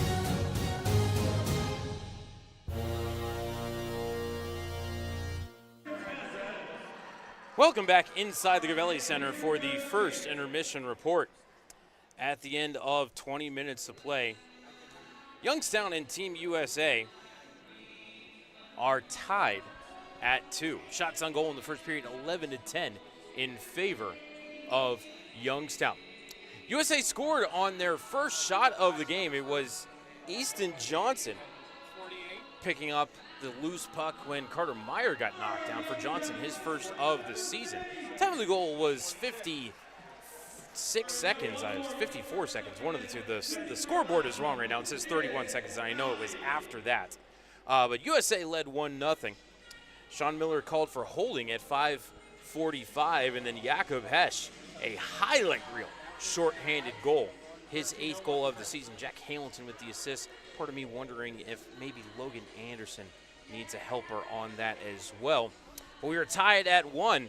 Then 2 seconds after that power play ended, Nolan Fitzhenry with a slick wrister from the left side beats Owen Lepak for Fitzhenry, his 9th goal of the season. Diego Gutierrez with the helper. Then at 10:18, Kazimo Sasaki, his 5th goal of the season. Ricard Zemlichka and Braden Guala with the helpers. First point in the USHL for both Zemlichka and Guala on that play.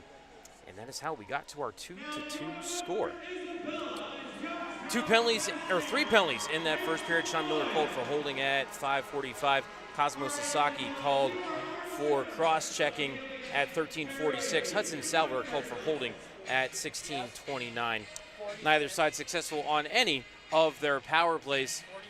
Owen Lepak stopped 8 out of 10. Nate Chiswick stopped 9 out of 11. Will, thoughts on the first period? Action-packed, to say the least. 4 goals, 21 shots on net.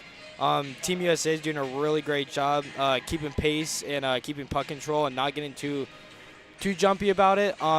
Youngstown towards the second half of that period started to get more aggressive on the forecheck, which led to that Sasaki goal on the backside. So as long as they keep doing that, keep wearing them down over the course of this game, they're going to come out here with 2 points tonight. You know, it looked like the Phantoms maybe a little unsure of themselves at the start of this game, and USA, came in here obviously ready to go. They were taking it to the Phantoms for probably about the first 3 or 4 minutes of this first period. Oh, for sure. Even on the back end, there's some miscommunications in terms of the breakouts. That second goal, a little sleepy there, kind of caught in their tracks, which kind of gave Fitzhenry the room to rip that puck. And but towards the second half of that period, they're working it to the point, getting shots on net, and kind of just playing simple, basic hockey, which climbed them back into this game. All right, we're going to go ahead and step aside for a timeout. When we come back, we'll take a look at the out-of-town scoreboard here for you on West Reserve Radio and Flow Hockey. Watch this. Let's face it, what a time to be making a hockey show. Nice. Just when I thought last year couldn't be topped. Let them know what they're in for here. Here we are. How scared are you guys? How scared are you? What keeps you motivated? I think winning. I don't really know any different.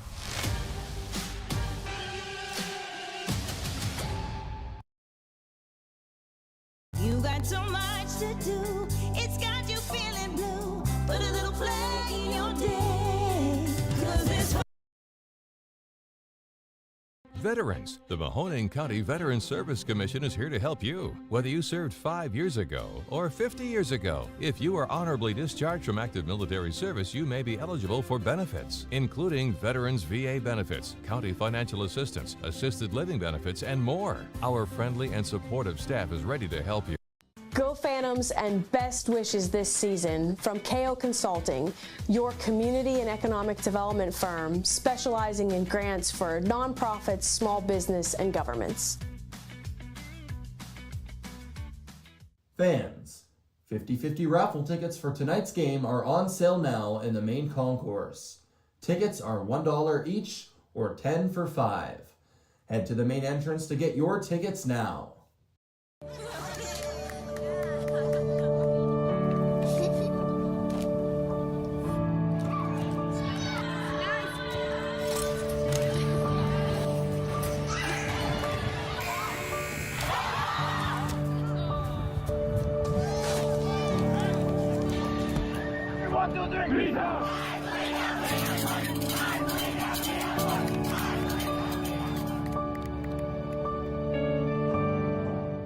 I'm Jarrett, owner of Pineapple POS. The same hardware that powers the Cavelli Center can power your business too, with free hardware, local service, and tools to eliminate your credit card processing fees. Visit pineapplepos.com. Stay up to date on when and where the Phantoms play by following our social media platforms. Find us on Instagram, X, Facebook, TikTok, and more. Phantom fans, get ready to score big flavor. Annie Ann's is serving up hot hand-rolled happiness all season long. Whether you go classic salted or sweet cinnamon sugar, every pretzel is a power play. So when the final horn sounds, head to Annie Ann's at Southern Park Mall or Eastwood Mall and treat yourself to the snack that always wins in OT. Let's go, Phantoms!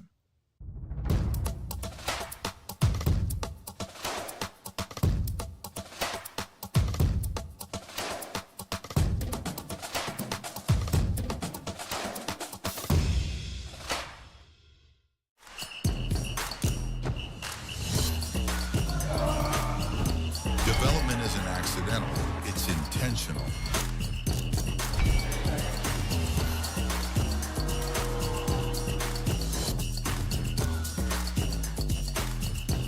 The USHL does it different, and the results show.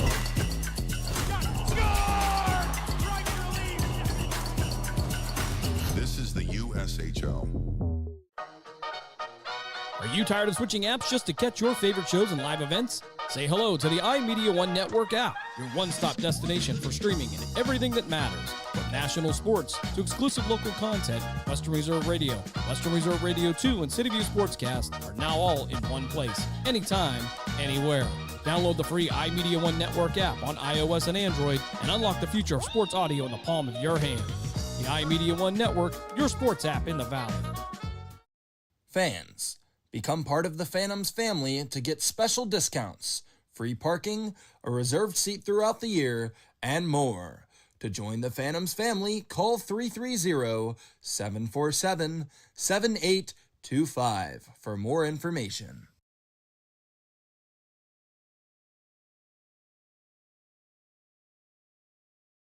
The stations that always keep you in the zone. I love it. It's awesome. Western Reserve Radio, Western Reserve Radio 2, and City View Sportscast, Youngstown, Ohio. We now return you to Phantoms Hockey on Western Reserve Radio and the voice of the Phantoms, Matt Lipsack.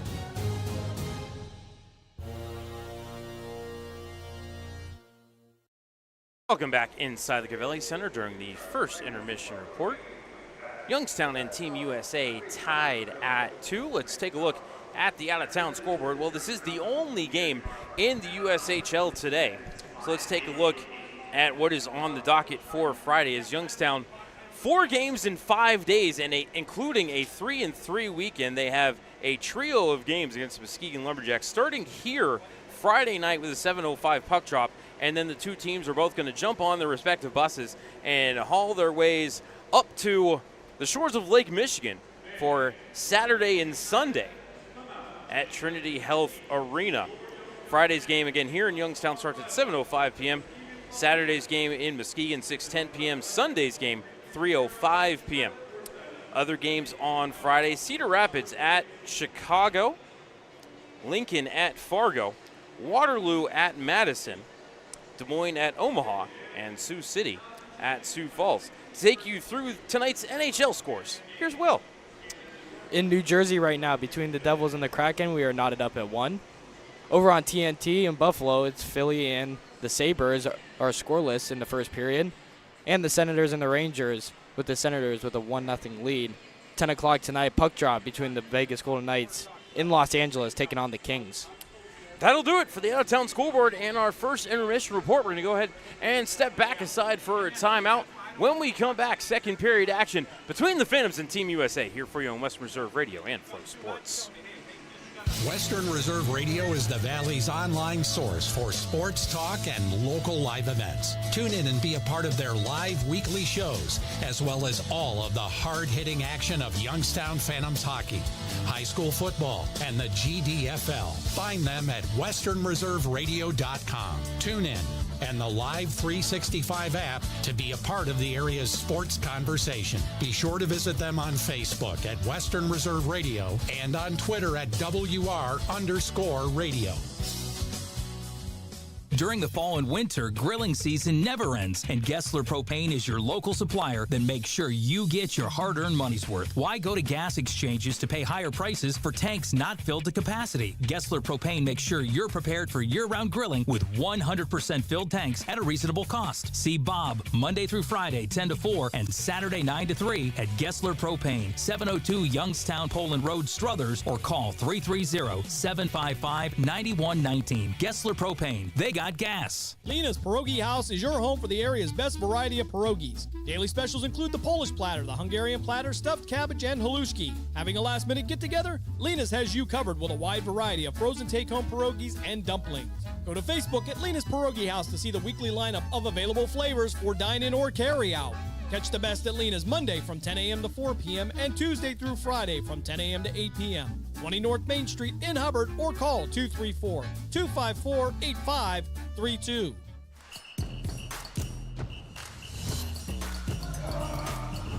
Development isn't accidental, it's intentional.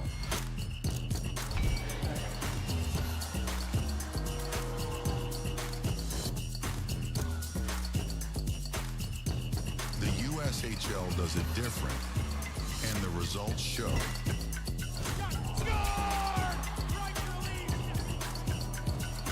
This is the USHL. Veterans, the Mahoning County Veteran Service Commission is here to help you. Whether you served 5 years ago or 50 years ago, if you are honorably discharged from active military service, you may be eligible for benefits, including Veterans VA benefits, county financial assistance, assisted living benefits, and more. Our friendly and supportive staff is ready to help you. Go to mcveterans.org to see all of the benefits and services offered, or call today. The Mahoning County Veteran Service Commission, serving those who have served. Adams Tree Preservation provides the highest quality residential, municipal, and commercial tree and plant health care services to the Mahoning Valley. Our team of certified arborists and licensed crane operators have been elevating tree care in the valley since 2013, using state-of-the-art industry equipment and practices. Contact us today for a no-charge estimate.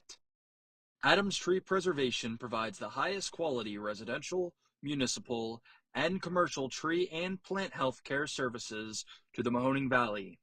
Our team of certified arborists and licensed crane operators have been elevating tree care in the valley since 2013, using state-of-the-art industry equipment and practices.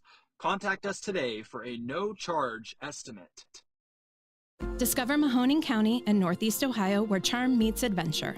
Explore stunning parks, vibrant arts, and rich history. From the scenic trails of Mill Creek Park to lively downtown Youngstown, Mahoning County has it all. Tee off at award-winning golf courses, enjoy the waters of Lake Milton, and browse charming antique shops. Indulge in local cuisine, relax at wineries and breweries, and experience unforgettable year-round events. Whether you're here for a weekend getaway or a family vacation, Mahoning County welcomes you with open arms. Plan your visit today and create memories that will last a lifetime. Visit exploremahoning.com and start your adventure. Price Heating and Cooling is a family-owned and operated residential and commercial HVAC company proud to serve the Mahoning Valley since 1937. As an award-winning Carrier Factory authorized dealer, Price Heating and Cooling exhibits the exceptional standards, knowledge, and service you deserve. Is your home ready for warmer weather? Call today to learn about our financing options with approved credit on new air conditioning systems. And all of our pricing is upfront with no hidden fees. Turn to your experts in red. Price Heating and Cooling. Someone's got to set the tone out there, boys. Someone's got to set it. The station that sets the tone for Youngstown Phantoms hockey is Western Reserve Radio. WRTB, The Scourge. We now return you to Phantoms Hockey on Western Reserve Radio and the voice of the Phantoms, Matt Lipsack.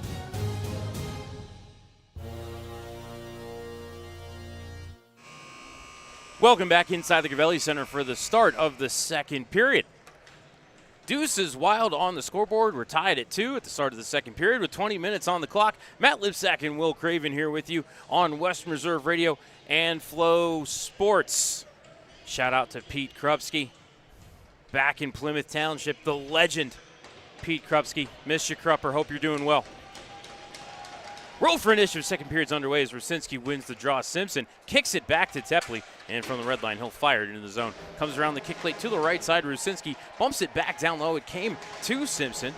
He'll battle for the puck as it rolls to the left wing corner. Simpson wins that puck battle, but then he got double teamed. Puck came to the side of the cage dangerously, and Semetsis able to keep it away from Youngstown for a moment. Taken by Geiger and put over the glass, out of play. Look out down in section 205 as we got some pushing and shoving up near the blue line.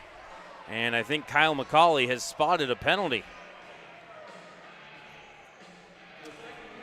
Rusinski kind of, instigating here and there so far this game. He's up there in the team in penalty minutes this year. Up there with 53. In fact, 53 ties him with resident pugilist Brody Berard for the team lead. And it will be Christian Semetsis heading to the penalty box, I believe, for a rough. Youngstown to their second power play. Time of the penalty on Semetsis, 24 seconds. Face off to the right of Chiswick. Second power play unit going to start as Zemlichka wins the draw to Rusinski to Wilson. One-timer from the right side by Simpson is blocked. Got his own rebound. So check that. This is the top power play unit for the Phantoms, but on his forehand side, Zemlichka took the draw instead of Rusinski. In the left corner, Scott took it away, fired around the kick plate, kept by Simpson at the right side, body up by Willis and lost the puck. Floated out to center for Meyer. He'll dance past Wilson into the zone. Thought Meyer was offside as he brought it back to Willis. Came just wide of the cage as a man was knocked off the puck, and Youngstown will carry it back ahead, but the pass ahead for Rusinski is offline, fired from the neutral zone on the net. Lead pack with the save. Bringing it ahead is Wilson. Sent far side for Simpson. Cooper to the red line, fires it in. Hit the stanchion, came into the slot. Scott will turn and fire, but his clearing attempt hit Zemlichka. Now it's in the skates of the official. Rusinski sends it up the wall to Simpson. Now the point for Wilson. 1:05 left in the power play. Rusinski, right half wall. Center point, Wilson. Simpson left circle. Toe drag shot to the belly of Chiswick, who holds. That seems to be Youngstown's play there on the power play there. They kind of slide a guy out of the zone and kind of sneak him back in near the top of the blue line so he comes downhill in for a shot with the screen in front. That's one of the plays Youngstown likes to run. They like to work, obviously, the through-the-box one-timer. They'll give it to Rusinski at the side of the cage, let him try to use that big old backside of his and back his way in and see if he can get one home. Here it's a face-off win. Murphy, shot, scores!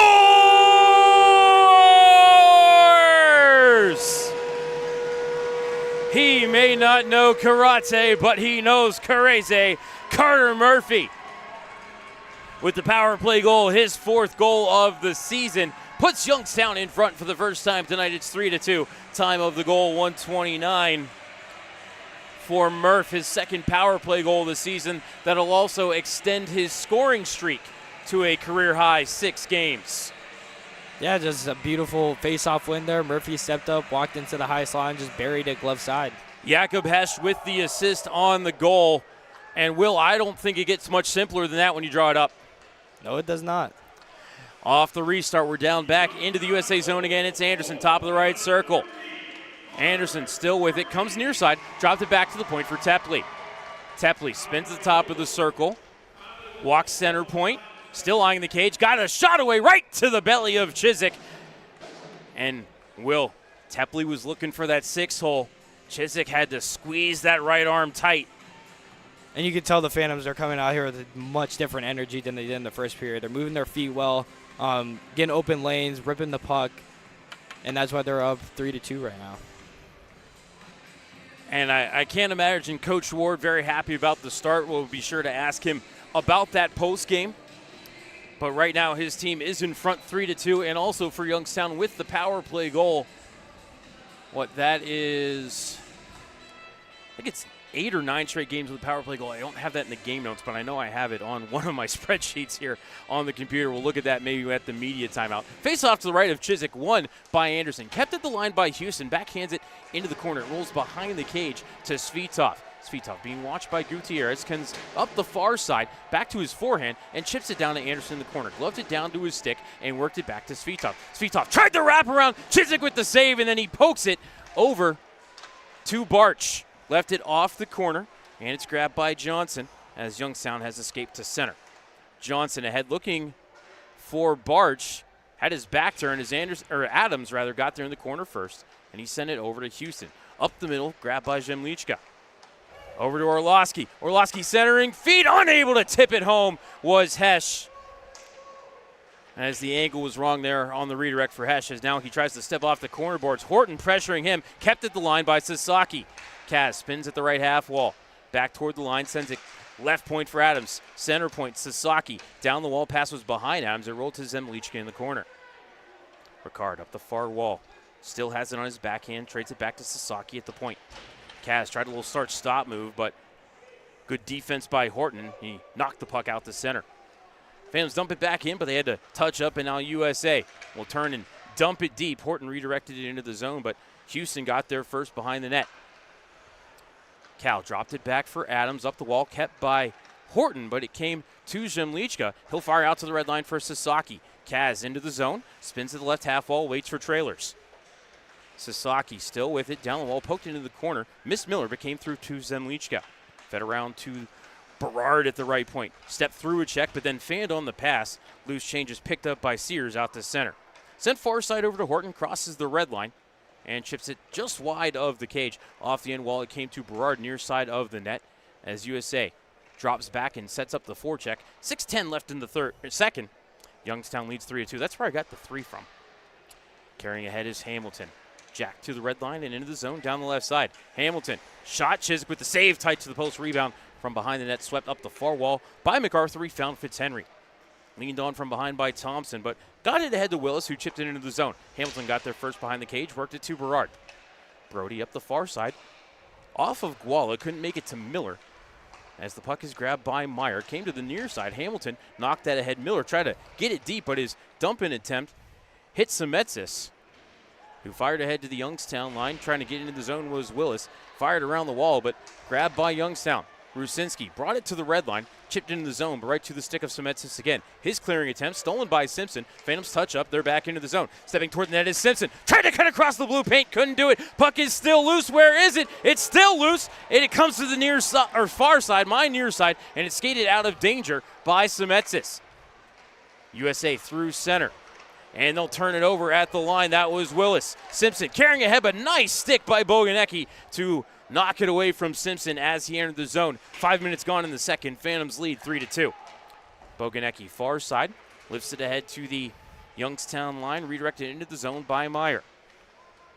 Phantoms get to it first behind the cage. They'll send it up the far side for Simpson. Cooper, stick handling, enters the neutral zone, gains the red line, and dumps it in. Bounced it on the cage, actually, and Chiswick had to make a save. Rebound picked up by Hesh. Left it in the corner for McKinnon. Malachi up the kick plate to Hesh, top of the right circle. Cross point to Templey, far side. Back to the line for Houston. Dance past the man. Houston in the left corner. Feeds it back to Templey at the point. Across to Hesh, top of the right circle. Into the box for Zemlichka. Backhander! He scores!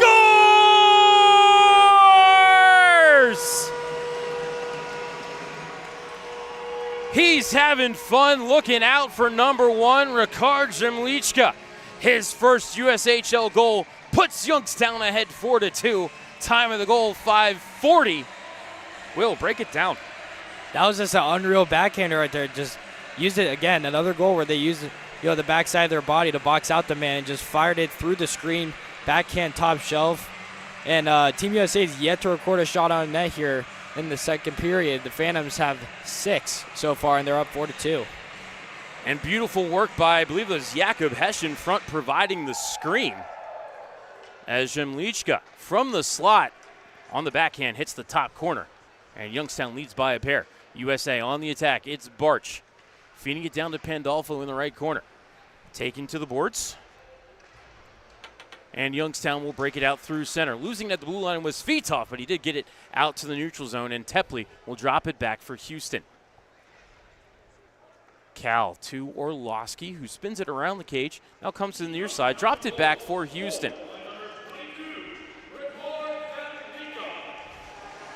Into the zone came Youngstown for a moment. Forced back out to center by USA. Orlowski picks it up the red line. Dropped it back for Hamilton. Ahead looking for Svitov, but he's knocked off the puck by Pandolfo. Grabbed by Gutierrez. He'll come near side, retreat to his own zone, and gave it up to Johnson. Now sent far side for Horton. Into the zone, down the right side. Forced wide by Hamilton. Threw it through the blue paint, but unable to touch it home was Sears. Kept to the left point by MacArthur. Sent it down in the left corner, looking for Horton. He's knocked down by Hamilton. Puck back to the left point, kept by MacArthur.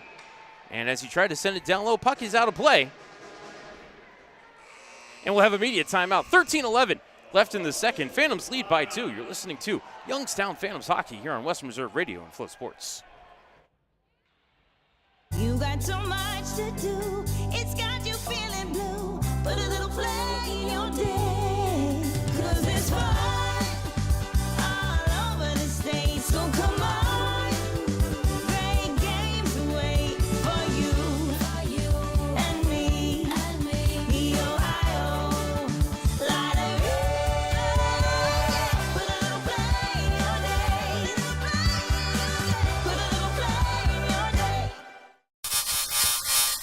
Western Reserve Radio is the home of the Youngstown Phantoms. Be sure to call 330-747-PUCK for ticket information or go to youngstownphantoms.com. Welcome back to Western Reserve Radio's coverage of the Youngstown Phantoms. Now here's the voice of the Phantoms, Matt Lipsack.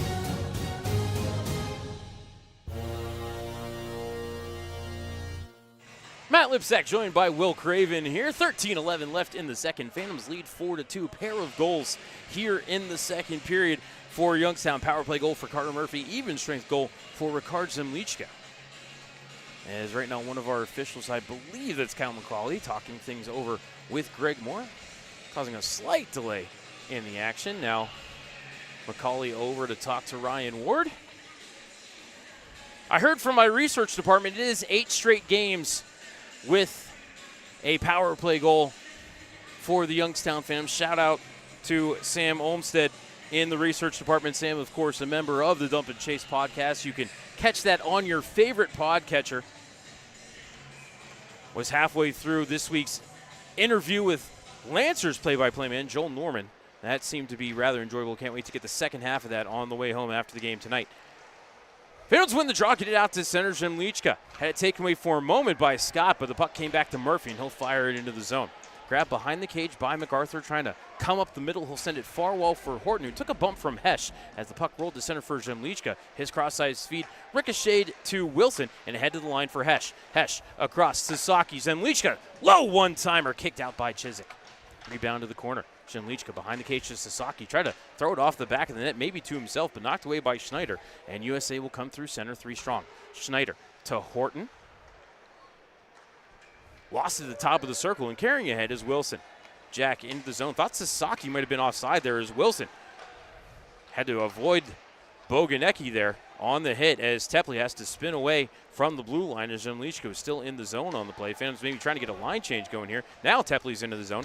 Middle of the ice for Miller. His shot off the blocker of Chiswick, and the rebound bounced just under the stick of Tepley. Otherwise, he had an open net on a sharp angle. Here is Tepley, D to Houston, to the line for Thompson. His one-timer is blocked out to center. Thompson, the defenseman playing forward, good instincts there to block the stretch pass.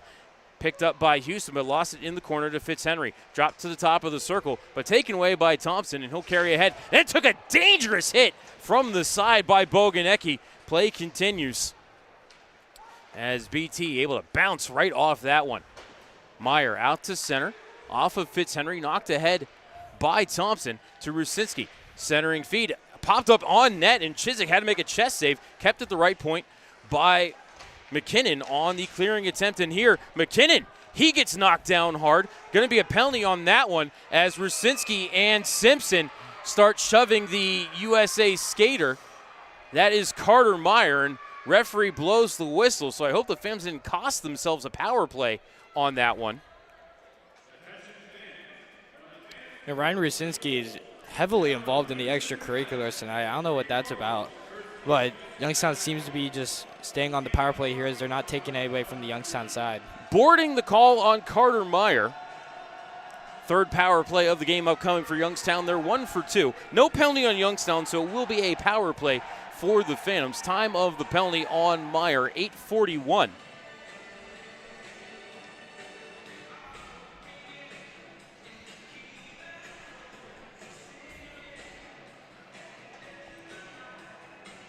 Getting a look at the lineup that's coming out for Ryan Ward, and it looks like it will be the top power play unit: Zemlichka, McKinnon, Rusinski, Simpson, and Wilson. Face off to the right of Chiswick. Zemlichka to take the draw against Barch, who won it to the line, but it was kept by Wilson. To Simpson, to Wilson, center point. Rusinski, left circle. Back to the line for Wilson. Top of the right circle for Simpson. To Wilson, across Rusinski, one-timer blocked by Scott, and the rebound cleared by Barch. Scott lost his stick somewhere along the way as he heads over to the bench. Carrying ahead to the blue line is Wilson. Dropped it back for Simpson, and now Rusinski. Rue split a couple of skaters, spins at the bottom of the left dot, feeds the line for Wilson. Across to Simpson, right circle, fired a shot off the bicep of Nate Chiswick, and into the net, out of play. 1:20 left in the power play. See if the top power play unit's going to cycle off or not. No, they hustle over to the bench, and Ryan Ward talking things over with Jack Wilson. Ryan Ward in charge of the power play this year. Brandon Gotkin has taken over the penalty kill. A little bit of bragging rights on the line. Phantoms had the best power play in team history percentage-wise last year. I believe it was 23.7%. And when it was run by Gotkin, so Ward said, let me try my hand at it. As here Youngstown wins the face-off again. Here's Rosinski trying to work it off the bumper redirect for McKinnon. It wouldn't go. Simpson to the line for Wilson. To Rosinski, top of the right circle. Gains the dot, drops it back for Wilson. Sends it across Simpson. Shot, hit a man in front. Rebounds loose. McKinnon couldn't chip it home on the sharp angle. Rosinski got to the rebound and fed it to McKinnon. Walks the blue line with 55 seconds left in the power play to Simpson. Left circle. Back to the line for Wilson and across to Rosinski. Plays it off the wall. Back to Wilson at the point. Faked right, went left, got the shot, and a pad save by Chiswick. Rebound grab by Rusinski. Behind the cage to Zemlichka. 40 seconds left in the power play. To the line for Wilson. Jack over to Rusinski. Shot, blocker save. Rebound to the end glass. It stayed in play. Zemlichka hustling over to the corner. Got it to McKinnon. Up to Wilson. Toe drag, shot blocked immediately by Sears. Loose puck grab by Rusinski. 20 seconds left in the power play. Rue to Simpson. Middle of the ice, over to Wilson, right circle. To Simpson, left circle. Fed it through the box, played by Rusinski off the corner boards. 10 seconds left in the power play. Rusinski, side of the cage, Zemlichka. Through the bumper, up to Wilson, couldn't hold the zone. And Youngstown's just going to retreat to center. 2 seconds and 1. Out of the box comes Meyer. Simpson resumes the attack, drops it back to the trailer. It's Hesh. His shot blocked to the meshing off the hand of Easton Johnson. Media timeout. 9:13 left in the second. Phantoms lead 4-2. You're listening to Youngstown Phantoms Hockey on Western Reserve Radio and Flow Sports. Veterans. The Mahoning County Veteran Service Commission is here to help you. Whether you served 5 years ago or 50 years ago, if you are honorably discharged from active military service, you may be eligible for benefits, including Veterans VA benefits, county financial assistance, assisted living benefits, and more. Our friendly and supportive staff is ready to help you. Go to mcveterans.org to see all of the benefits and services offered, or call today. The Mahoning County Veteran Service Commission, serving those who have served. The stations that always keep you in the zone. I love it. It's awesome. Western Reserve Radio, Western Reserve Radio 2, and City View Sportscast, Youngstown, Ohio. We now return you to Phantoms Hockey on Western Reserve Radio and the voice of the Phantoms, Matt Lipsack.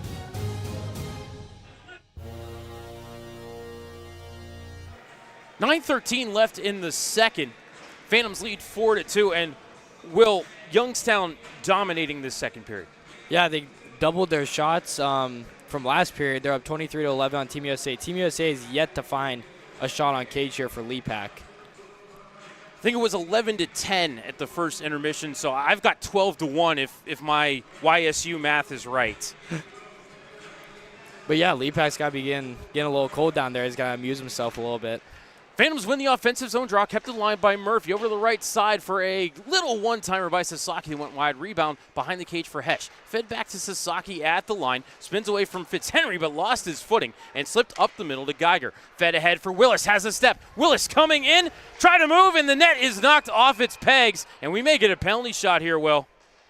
Nope, hooking just going to be the call. We're going to see a USA power play, as I believe that was Tepley coming back, hooked Willis as he was coming to the cage. First shot on net there this period for Team USA. Could have been that was a great A scoring chance there, by the hook from the Phantoms there will put Team USA on the power play. Mate Tepley to the box. Time of the penalty, 11:05.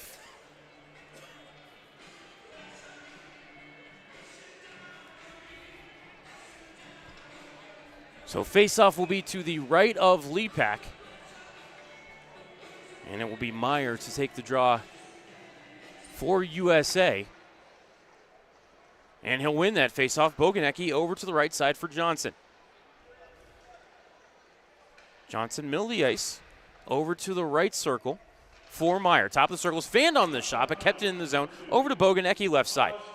Walks to the middle, slides it over to the left side, coming across the middle I believe was Horton, tried to feed it, or sorry, that was Willis, tried to feed it in front to Horton. Wouldn't go. Youngstown clears it out to center. Battle for it at the red line. That was McKinnon. USA ended up winning that battle, came to McKinnon. His clearing attempt down ice hit Rusinski and came into the Youngstown zone. Picked up out of the scrum by Boganecki, but I think we have a penalty from behind as Rusinski got knocked down. McKinnon also checking his chicklets. Actually, I think we're going to have a high sticking call here, Will. 2 minutes on Braden Horton. That will wipe out the power play. So we'll skate 4-on-4 for the next 121. Then Youngstown will have a 39-second power play. Phantoms gave up a pair of 4-on-4 goals last weekend to Des Moines. Also scored a pair of 4-on-4 goals. One for Hesh and one for Houston. And currently this year, Youngstown is -2 in goal differential on 4-on-4s. Face off to the right of Chiswick. That draw was won by Schneider. Boganecki across the ice to Johnson. Gains the red line and the blue into the Youngstown zone. Tried to feed it over to Milojevic. Pass would not go. Out to center now it comes Youngstown for Simpson. Cooper into the zone. Toe drag. Couldn't get through Boganecki, and Simpson loses his footing. Looks to the official for a call. Nothing coming. Schneider got to that loose change, carries to the red line, then peels back toward his own line. 50 seconds left in the 4-on-4. Pass ahead off the skates of Milojevic. It's going to ricochet into the left corner. Picked up by Murphy, carries around the net to the far side. Carter to the red line and the blue into the zone. He's getting hooked and held by Schneider, but play continues. Swept away by a USA stick, but Youngstown will keep the zone. Hamilton, center point for Murphy. Dances past a couple, gains the left circle. Sent down low for Zemlichka. Across to Simpson. Cooper, middle of the ice, tied up by Schneider and had to play it out to center. Backpedaling with it is Houston, back to the line for Zemlichka. 15 seconds left in the 4-on-4. Then Youngstown again will have a 39-second power play. Into the zone for Houston, it's Sasaki. Sasaki to Houston, tried to tee up the sharp angle one-timer, he wouldn't go. Cal lost the puck to Gutierrez, who sends it off the window and out to center. Wilson over to Sasaki. Now Youngstown on that 39-second power play. Sasaki into the zone. Back to the line for Wilson. Back to Sasaki in the corner. To Wilson at the half wall. Back to the point for Houston. Rusinski left circle. Houston center point. Rusinski left dot. Eyes the cage. Shot shoulder save by Chiswick. Rebound to Wilson. Up to line for Houston. 15 seconds left in the power play. Rusinski lost his footing. Fanned on a pass. Still has it. Now center point Houston. Cal to Wilson. One-timer. Blocked to the end wall by Semetsis. That stung him. To Zemlichka. Banked it up to Wilson. 2 seconds and one. USA back to even strength. Houston over to Rusinski, left wall. He'll bump it down low to Zemlichka. Ricard spins on Semetsis, but swept it away from him. Puck grabbed in the corner by Rusinski. To the line for Houston. Over to Jackson Adams, right half wall. Adams up toward the point, then backhanded it into the corner. Looking for Zemlichka, but puck taken away by Semetsis. Sasaki there, however, to pick his pocket. Kaz, left side, to the line for Adams. Little trouble with it, taken away by Sears. Sears coming ahead, 2-on-1. Sears fed it through the blue paint, but the pass is kicked away by Murphy. Fed back in front. Murphy picked that one off as well. To the USA line for Svitov into the zone, 1-on-2. Svitov, left corner, waits for help. Turns, fires toward the net, stick save by Chiswick. Rebound to the right corner. Barch bumped it into the circle for Pandolfo. Out to center. Was looking for Thibodeau. He'll catch up to it just inside the Youngstown line.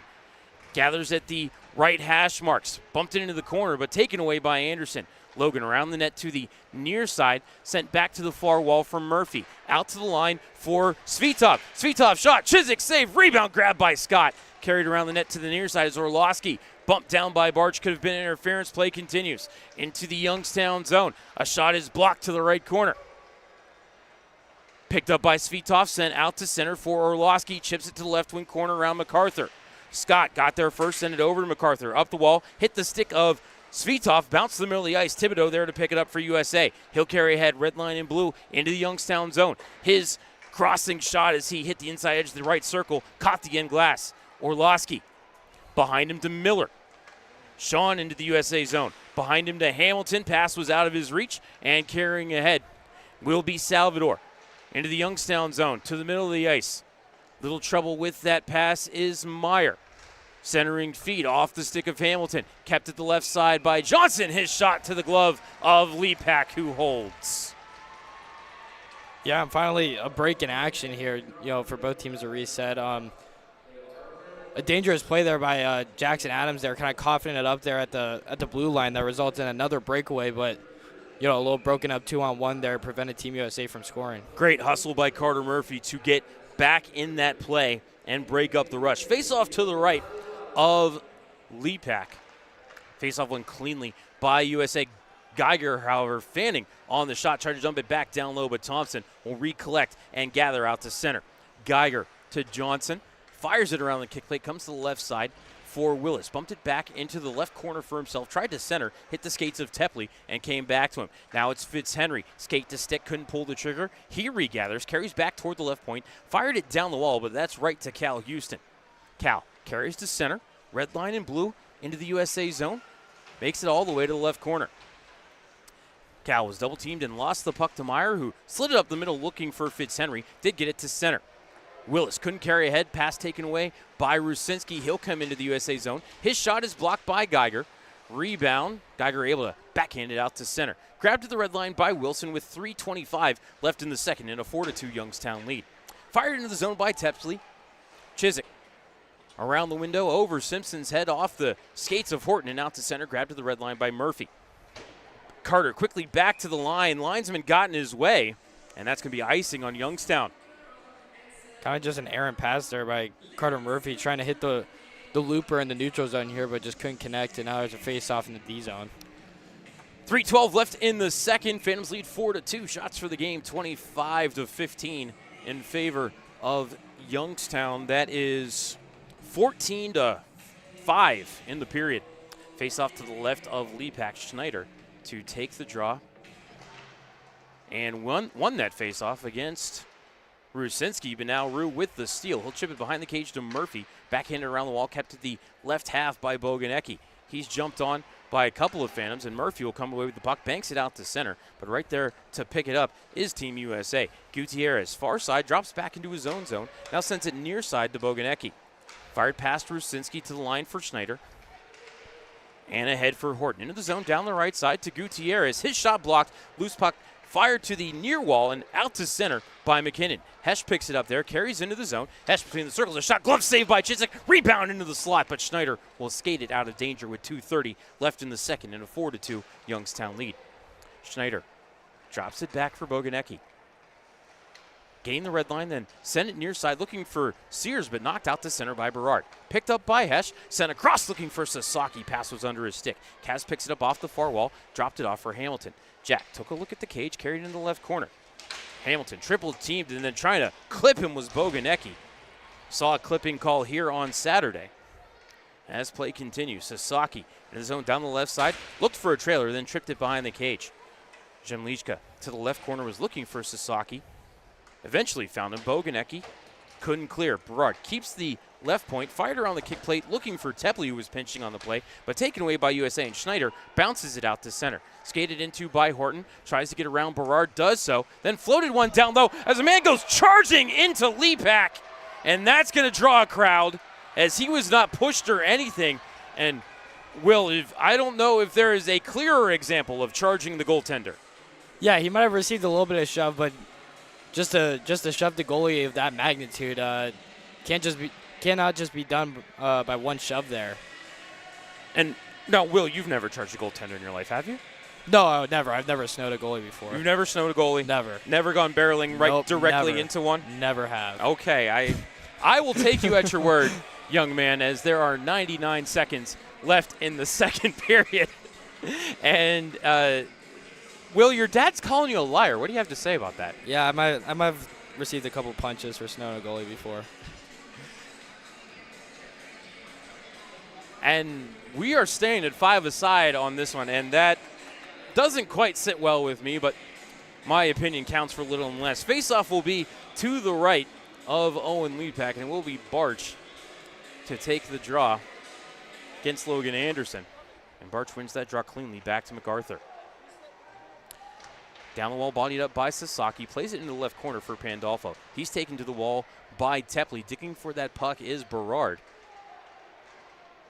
Came free of the scrum taken by USA. Fed over to Scott, but he couldn't take the pass. And it came to Zemlichka, who carries ahead for Sasaki into the zone. Back to Zemlichka. He was being held up. Back to Anderson. He shoots. He scores!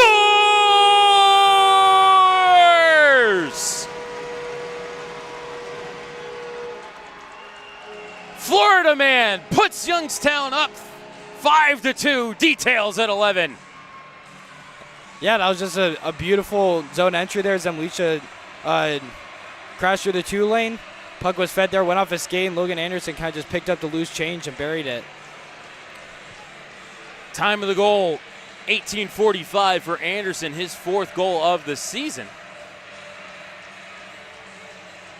It looks like we might have a review they're here. They're going to go to review, but I just had a look at it, and USA netminder was knocked down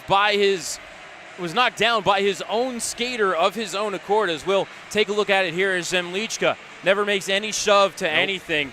I see no reason that this goal should not stand, but we will go to break, and we'll let you know the deliberations of our officials on the other side of the timeout. 1:15 left in the second. Youngstown may have a 5-2 lead. You're listening to Youngstown Phantoms Hockey on West Reserve Radio and Flow Sports. Watch this. Let's face it, what a time to be making a hockey show. Nice. Just when I thought last year couldn't be topped. Let them know what they're in for here. Here we are. I'm scared of you guys. I'm scared of you. What keeps you motivated? I think winning. I don't really know any different.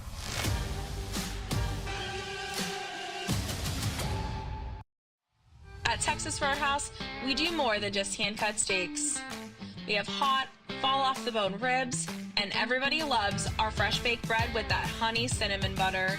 The Phantoms love Texas Roadhouse, and we know you will too. Welcome back to Western Reserve Radio's coverage of the Youngstown Phantoms. Now here's the voice of the Phantoms, Matt Lipsack.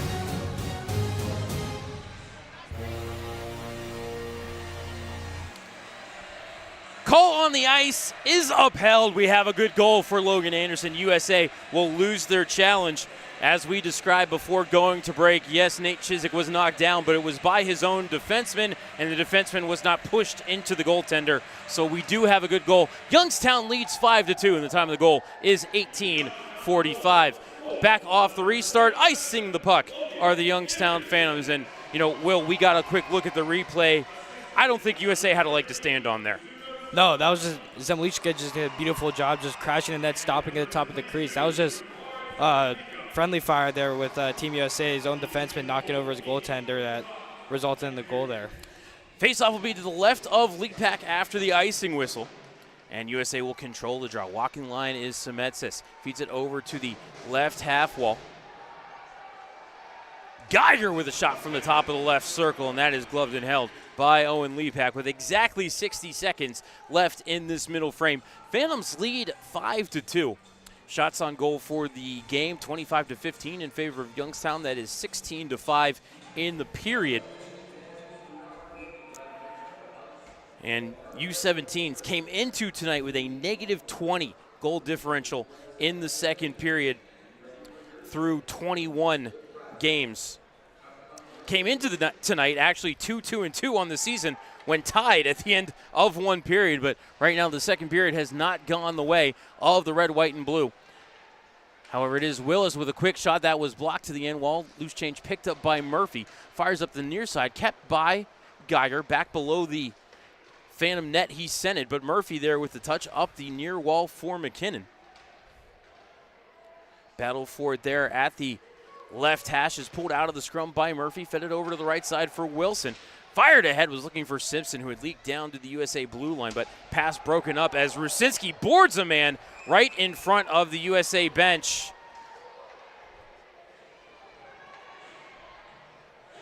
And that was, I believe, Christian Semetsis going down on the play. Boarding is the call. And my only question at the moment is 2 or 5.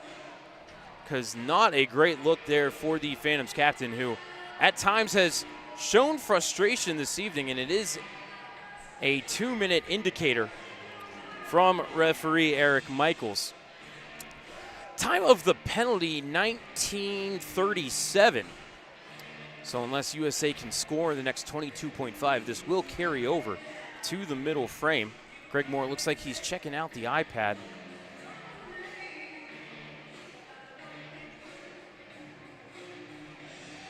But if Greg Moore were to lose a challenge here at this point, he would cost himself the power play, having lost his timeout by losing that first challenge a moment ago. So it looks like he's just going to accept the 2-minute penalty. And USA will go on the man advantage again. 22.5 left in the period as Zemlichka wins the draw. Wilson carries around the cage. Little trouble there with the bobbling puck, but he's able to send it off the near wall and down the ice. Actually went on net, and Chiswick will just throw the trapper on top of it with 13.8 remaining in this second period. We came into the middle of the frame, tied at 2. Phantoms scored in the opening 2 minutes, a power play goal for Carter Murphy. And Ricard Zemlichka, beautiful backhander from the slot for his first USHL goal. And then moments ago, Logan Anderson, Phantoms' third goal of the period, to put Youngstown up 5-2. Face off to the left of Chiswick.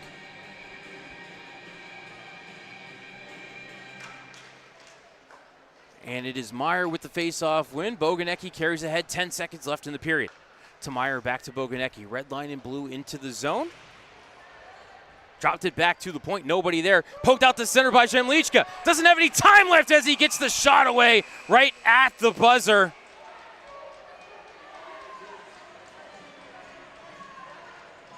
And I'm trying to understand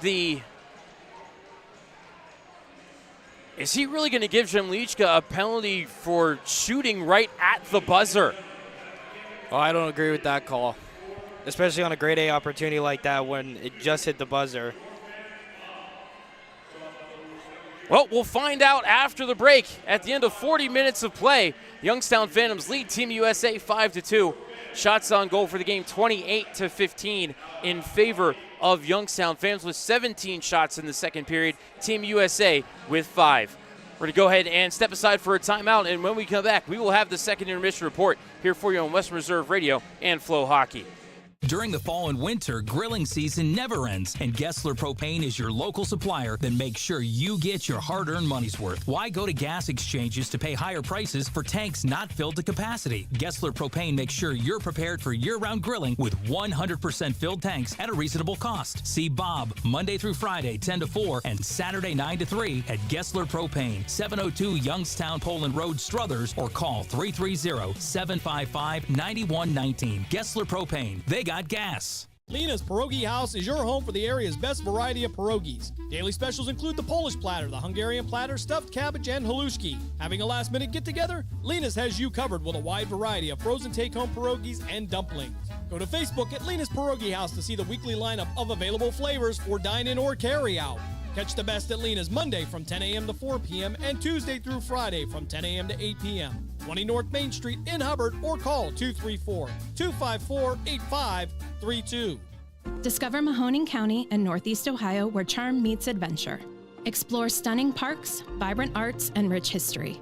From the scenic trails of Mill Creek Park to lively downtown Youngstown, Mahoning County has it all. Tee off at award-winning golf courses, enjoy the waters of Lake Milton, and browse charming antique shops. Indulge in local cuisine, relax at wineries and breweries, and experience unforgettable year-round events. Whether you're here for a weekend getaway or a family vacation, Mahoning County welcomes you with open arms. Plan your visit today and create memories that will last a lifetime. Visit exploremahoning.com and start your adventure. Adams Tree Preservation provides the highest quality residential, municipal, and commercial tree and plant health care services to the Mahoning Valley. Our team of certified arborists and licensed crane operators have been elevating tree care in the valley since 2013, using state-of-the-art industry equipment and practices. Contact us today for a no-charge estimate.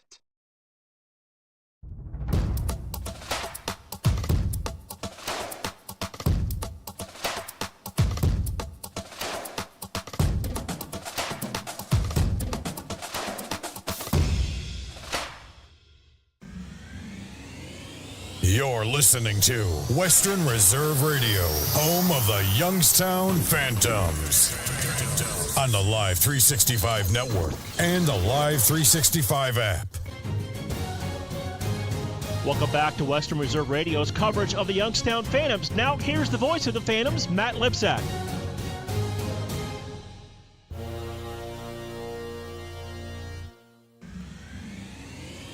You're listening to Western Reserve Radio, home of the Youngstown Phantoms. On the Live 365 network and the Live 365 app.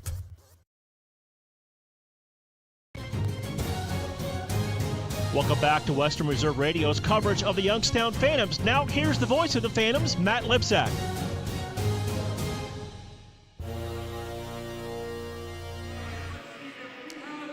Dave Ferris pushing all the wrong buttons as we come into the second intermission report. Welcome back inside the broadcast booth, ladies and gentlemen. At the end of 40 minutes to play, the Youngstown Phantoms lead Team USA 5-2. Shots on goal for the game, 28-15 in favor of Youngstown Phantoms. Outshoot Team USA 17-5 in the second period. That saw Youngstown score 3 goals. At 1:29 was Carter Murphy with a power play goal. Jakob Hesch with the assist. That broke a 2-2 tie. Then at 5:40, Ricard Jemlicha, his first in the USHL, Malachi McKinnon and Cal Houston with the helpers. And then at 18:45, Logan Anderson, his fourth of the season, Kazimo Sasaki and Ricard Jemlicha with his third point of the game, put Youngstown ahead 5-2. Nate Chizik has stopped 23 out of 28. Owen Lepak has stopped 13 out of 15. Plenty of penalties in that second period. Christian Semetsis called for roughing at 24 seconds. That's what led to the Murphy power play goal. At 8:41, Carter Meyer called for boarding. At 11:05, Mate Tepley called for hooking. At 11:44, Braden Horton called for high sticking. At 19:38, Ryan Rusinski called for boarding.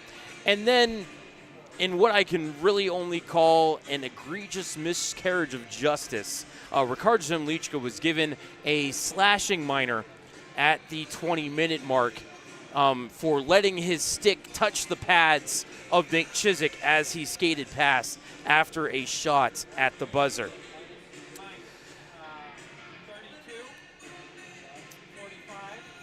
USA power play is 0 for 5, but it looks like we're going to start the third period with USA having 138 of a 5-on-3. Phantom power play is 1 for 4. We're going to go ahead and step aside for a timeout. When we come back, we'll take another look at the out-of-town scoreboard here for West Reserve Radio and Flow Hockey. Think back to the beginning. That first game. That first jersey. That first moment when you knew you'd found your place. What you wear today started with a feeling. A feeling that changed everything. NHL Shop, a Fanatics experience. I'm Jarrett, owner of Pineapple POS. The same hardware that powers the Cavelli Center can power your business too, with free hardware, local service, and tools to eliminate your credit card processing fees. Visit pineapplepos.com.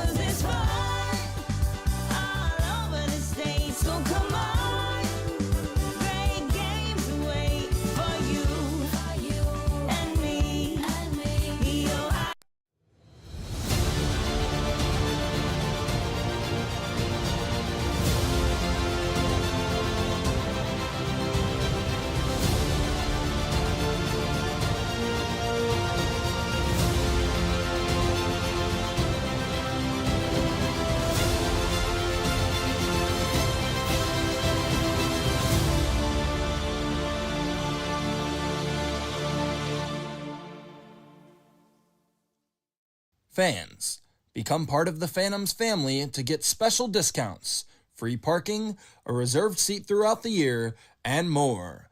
To join the Phantoms family, call 330-747-7825 for more information. At Texas Roadhouse, we do more than just hand-cut steaks. We have hot, fall-off-the-bone ribs, and everybody loves our fresh-baked bread with that honey cinnamon butter. The Phantoms love Texas Roadhouse, and we know you will too. Attention fans, do not forget to grab your Chuck-a-Pucks. They are available for purchase right now in the main concourse. Get yours before the second intermission and be ready for your chance to win some good prizes. Chuck-a-Puck will be taking place after the second period. Can you make it in the Ohio Lottery Bucket? Tree Preservation provides the highest quality residential, municipal, and commercial tree and plant health care services to the Mahoning Valley. Our team of certified arborists and licensed crane operators have been elevating tree care in the valley since 2013, using state-of-the-art industry equipment and practices. Contact us today for a no-charge estimate. Price Heating and Cooling is a family-owned and operated residential and commercial HVAC company proud to serve the Mahoning Valley since 1937. As an award-winning Carrier Factory authorized dealer, Price Heating and Cooling exhibits the exceptional standards, knowledge, and service you deserve.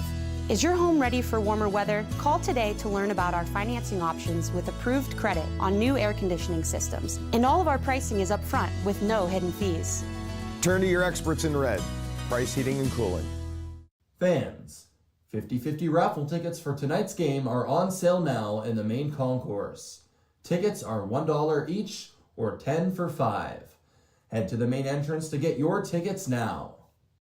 Discover Mahoning County and Northeast Ohio where charm meets adventure. Explore stunning parks, vibrant arts, and rich history. From the scenic trails of Mill Creek Park to lively downtown Youngstown, Mahoning County has it all. Tee off at award-winning golf courses, enjoy the waters of Lake Milton, and browse charming antique shops. Indulge in local cuisine, relax at wineries and breweries, and experience unforgettable year-round events. Whether you're here for a weekend getaway or a family vacation, Mahoning County welcomes you with open arms. Plan your visit today and create memories that will last a lifetime. Visit exploremahoning.com and start your adventure.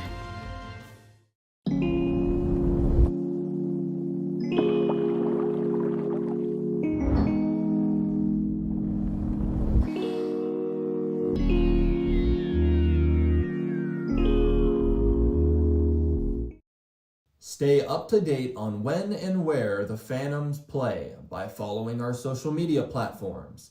Find us on Instagram, X, Facebook, TikTok, and more. The stations that always keep you in the zone. I love it. It's awesome. Western Reserve Radio, Western Reserve Radio 2, and City View Sportscast, Youngstown, Ohio. Welcome back to Western Reserve Radio's coverage of the Youngstown Phantoms. Now here's the voice of the Phantoms, Matt Lipsack.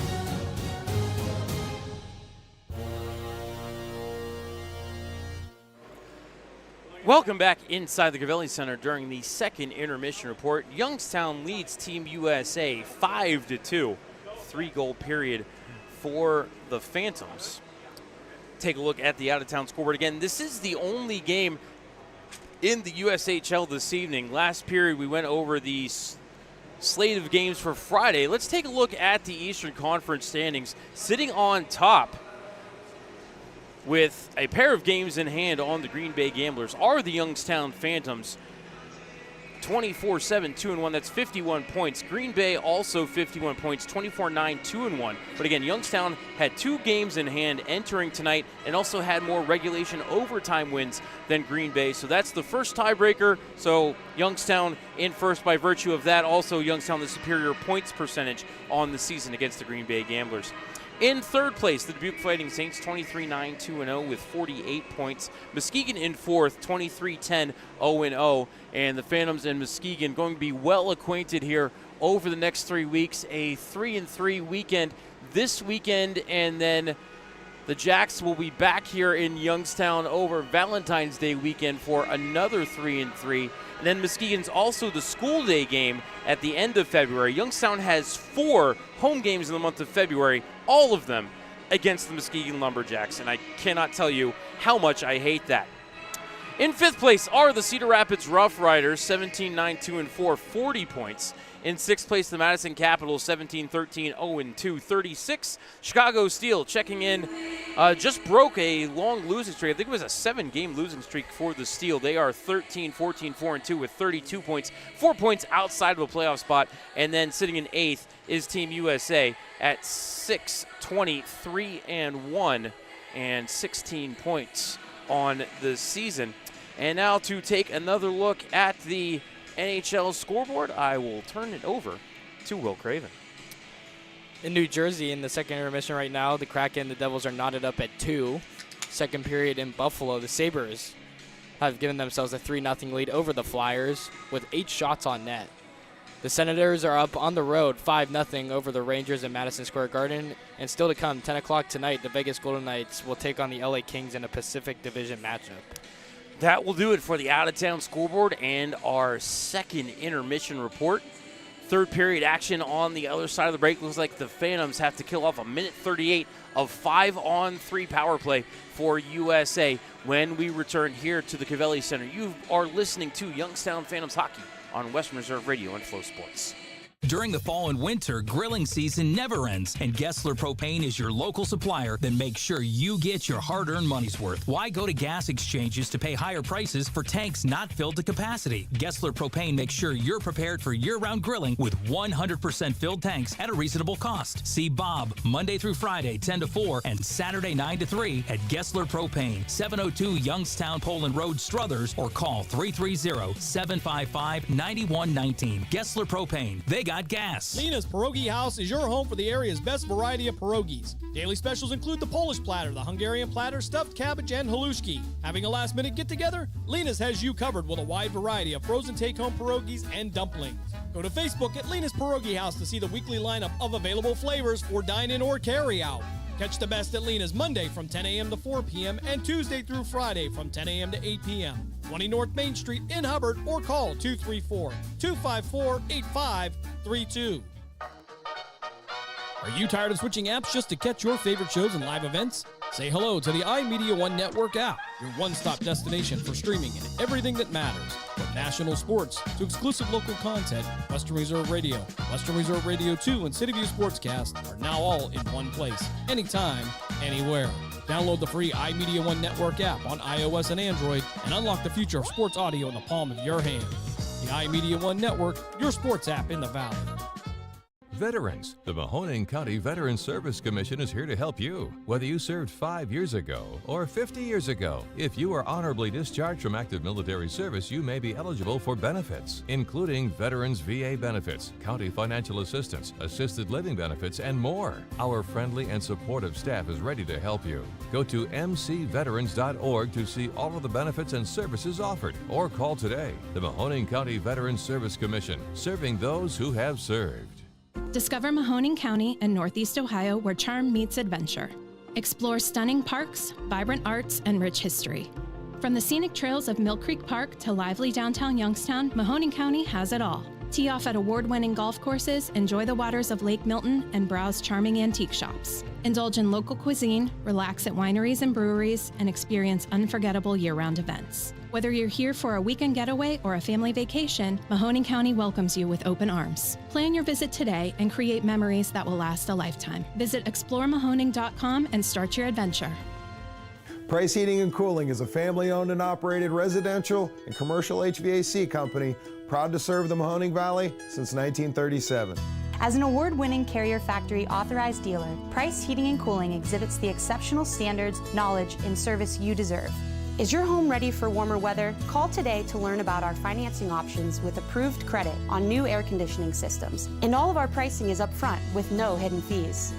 Turn to your experts in red. Price Heating and Cooling. I'm Jarrett, owner of Pineapple POS. The same hardware that powers the Covelli Center can power your business too. With free hardware, local service, and tools to eliminate your credit card processing fees. Visit pineapplepos.com. Someone's got to set the tone out there, boys. Someone's got to set it. The station that sets the tone for Youngstown Phantoms hockey is Western Reserve Radio. WRDB, The Scourge. We now return you to Phantoms hockey on Western Reserve Radio and the voice of the Phantoms, Matt Lipsack.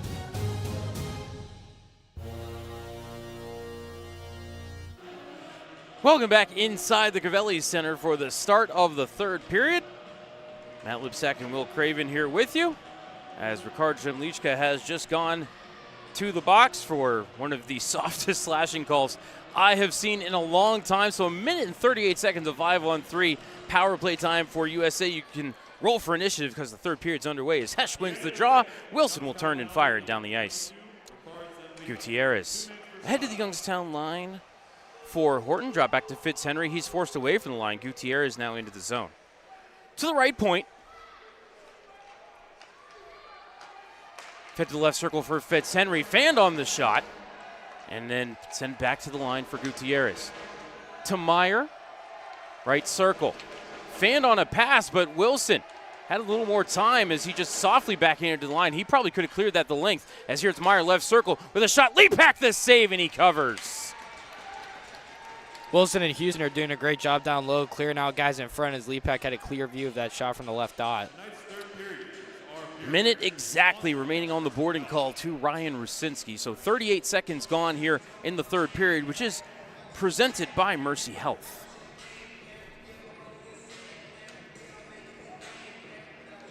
Face off to the right of Leapak, and it'll be Hesh to take the draw again against Willis.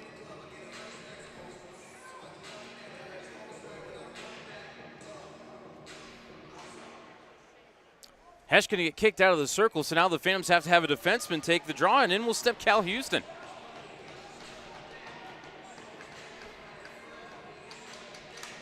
And Houston with the face-off win. Wilson from behind the cage sends it 200 feet. Will, tell me how much you love a defenseman winning a face-off. Hey, you can do it all, the hometown kid.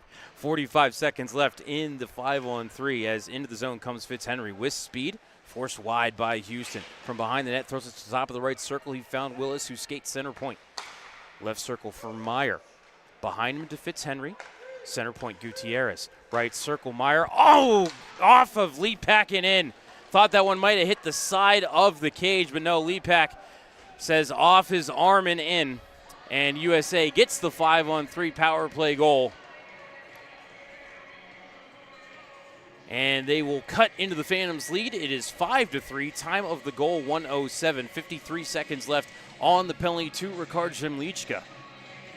Leapak with a great effort there. Got a piece of it, just couldn't get all of it. And you can argue that 5-on-3 call there, but the Phantoms' lead now cut down to 2. Got to bounce back here as they're still down 5-on-4. 32 straight penalties killed by Youngstown before that power play goal as the Phantoms won the draw. And here Murphy gets it ahead to Rusinski, cutting toward the net, bowled his way toward the cage, and then got tackled from behind by Boganecki. And they both went sprawling into Chiswick, who seems to be in some discomfort. Grabbing his head as he turns over onto his side. Off the bench to check on the goaltender is athletic trainer Ian Wood. Holding will be the call on USA. That'll wipe out the rest of the power play as Boganecki heads to the box. So 4-on-4 for 41 seconds, then Youngstown will get 1:19 of power play time.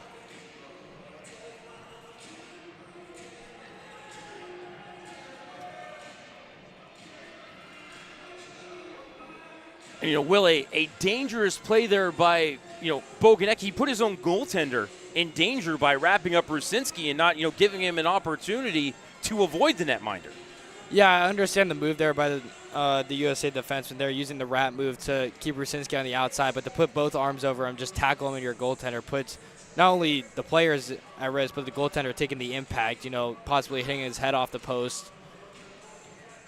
As Chiswick is now standing under his own power. Looks like he wants to stay in the game, and he's skating back to the blue paint. Looks like he will.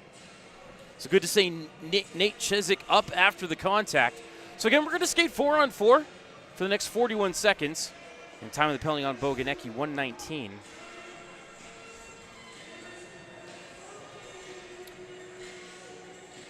Ryan Ward giving Kyle McCauley a piece to his mind on the near side.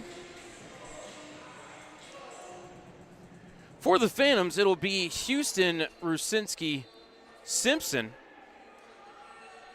and Tepley.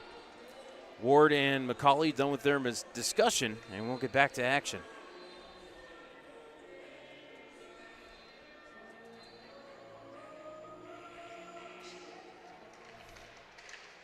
USA controls the draw. Gutierrez behind the cage, double team, send it up the near side, kept by Templey, bumped it back into the corner. Gutierrez battling against Rucinski for that puck. And Gutierrez may be down on top of it. He is, and the whistle blows. 15 seconds, tick off the 4-on-4. Still 26 seconds left here at even strength. And then Youngstown again will have minute 19 of power play time. Face off to the right of Chiswick, who has stopped 23 out of 28 this evening.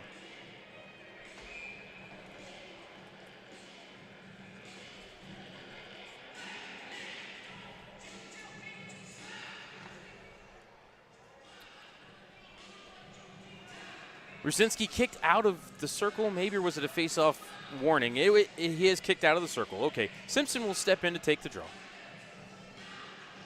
And he'll win that draw cleanly to Houston. Cal, down the wall to the skates of Simpson. Flicks it toward the cage. Chiswick with the save off the stick, and then snags the rebound out of the air with the trapper. The Phantoms have used that move a couple of times this game, aiming for that far pad to generate rebounds out in front there in the slot area.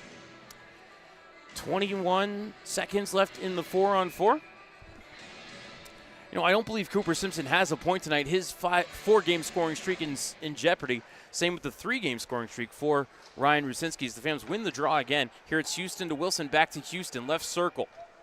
13 seconds left in the 4-on-4. I think we have a USA defender without a stick. Right point, Houston. Left point, Simpson. Spins away from Mammon as Houston heads to the bench.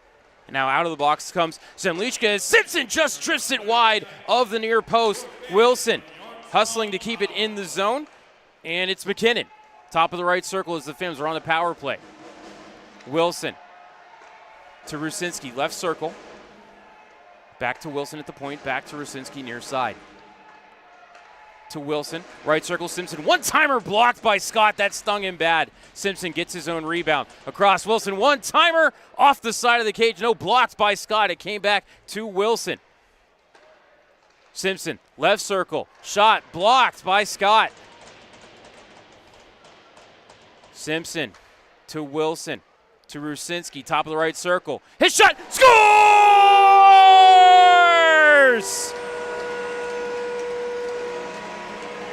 Oh, captain, my captain, Ryan Rucinski with the power play goal, 18th goal of the season.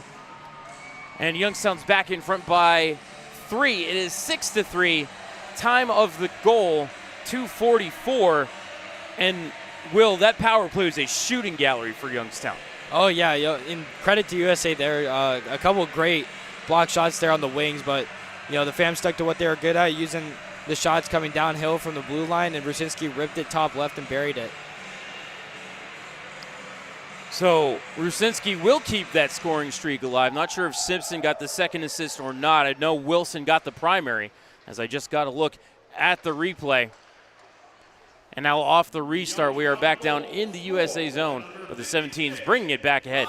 Stretched out, looking for Pandolfo. No icing here, as Berard swept it away from Pandolfo up the near wall. Hamilton gets it to the line, but Phantoms can't clear. Comes to Orlowski in the right circle of his own zone. He'll send it to the far wall, then go after it himself and chip it out to center.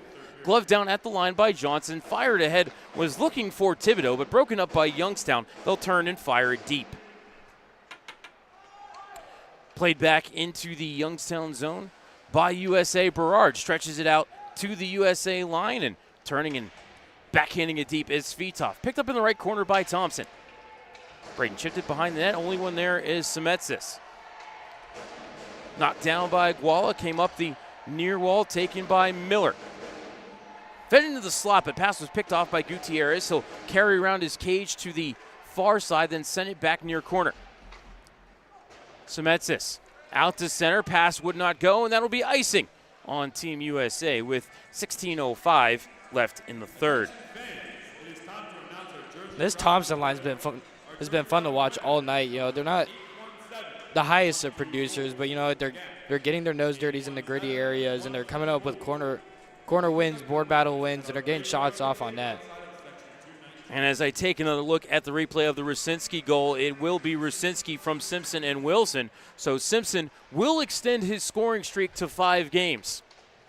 Here off the restart, it is Youngstown with it. Thompson tried the wraparound. That was blocked, and then it came back out into the slot, and the shot by Thompson goes wide there as well. Here it's Thompson taking it away from Semetsis in the corner. Tripped him for his trouble, but play continues as maybe just more of an innocent trip than a malicious one. Certainly not to the level of a penalty, as USA trying to come into the zone, but a great steal on the back check by Thompson. Worked it to Tepley and now Miller. Fed ahead, was looking for Thompson at the USA line. Pass off a USA stick, didn't make it to him. Thompson works it deep, takes a hit for his trouble, and now heads off for a change. With 15:20 left in the third, Phantoms lead 6-3. There's maybe Jakob Hesch getting away with a trip as USA is into the zone. It is Johnson, the defenseman, in on the rush. Lost the puck in the left corner. Houston battling for it as the puck squirts to the near side. Picked up by Sasaki. Kaz tried to feed Jim Lichka, but the pass hit a USA skate and ricocheted back to Adams. Played up to the USA line, and Hesch will backhand it deep. Came to Sasaki in the right corner, but he's knocked off the puck by Johnson. Fitzhenry sent it around the kick plate. Adams couldn't hold the near wall, and it'll squirt down into the Youngstown end. Adams here fanning on his clearing attempt. It'll be picked up by Willis, but his pass would not go, and Adams will send it ahead to center for Jimlichka. Into the zone, drop back for Houston. Cal, right wall with a shot. Chiswick makes the save, rebound poked to the corner by Jimlichka. He's taken to the wall, and Sasaki comes in to pick up the puck for Jimlichka. Up to the top of the circle, sent it cross points, and USA found Fitzhenry leaking behind the defense, but the puck bounced on him, and he couldn't get a good look at the breakaway. As Leapak makes the save on the shot from the wall by Fitzhenry, and then plays it over to Houston. Out to the neutral zone for Sasaki ahead, looking for Anderson. No icing here as it rolls around to the right wing corner. Pitched back around by Scott. Found MacArthur, feeds it up the near wall, looking for Schneider. Throwing his body there was Anderson to work it to Orlowski. Jesse to the point to Hamilton. D far side for Berard. His shot wide of the cage. Orlowski with a redirect, but it came into the slot, and USA will clear it out to center. Bank pass ahead, looking for Thibodeau, who lost his footing, but he did beat out the icing whistle. Hamilton got to loose puck out to center off of Orlowski and into the USA zone. Chiswick feeds it left corner. And USA will bump it to the line, came back into the slot, but it's grabbed by Semetsis, who's stripped to the puck by Rusinski. Rue around the cage. To the top of the right circle, Rusinski still with it, turns and fires. Chiswick with the save through a couple of bodies. Rebound to the left corner as Orlowski is hooked down. Play continues. Came to Rusinski again. His shot from the left dot missed the cage. Berard held the right point. Down the wall, chipped to the corner by Svitov. USA outmuscled Orlowski, and they will clear to center. Berard stopped things up at the red line, and he will carry ahead into the zone. Rusinski, one-timer just wide of the cage, and a penalty called on USA on the play. We'll find out on the other side of the media timeout. 12:56 left in the third. Youngstown leads 6-3. Listening to Youngstown Phantoms Hockey on West Reserve Radio and Flow Sports. Watch this. Let's face it. What a time to be made.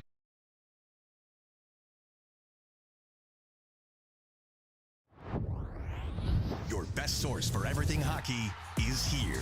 The NHL app is your place to get every highlight from every game. McDavid to the net. Off the ice player content you won't find anywhere else. You guys have a helmet I could throw on for this? The most NHL edge stats and advanced analytics and ways to catch up on the game how you want, when you want. When it comes to following the NHL, don't settle for anything else. Hockey is better on the NHL app. Welcome back to Western Reserve Radio's coverage of the Youngstown Phantoms. Now here's the voice of the Phantoms, Matt Lipsack.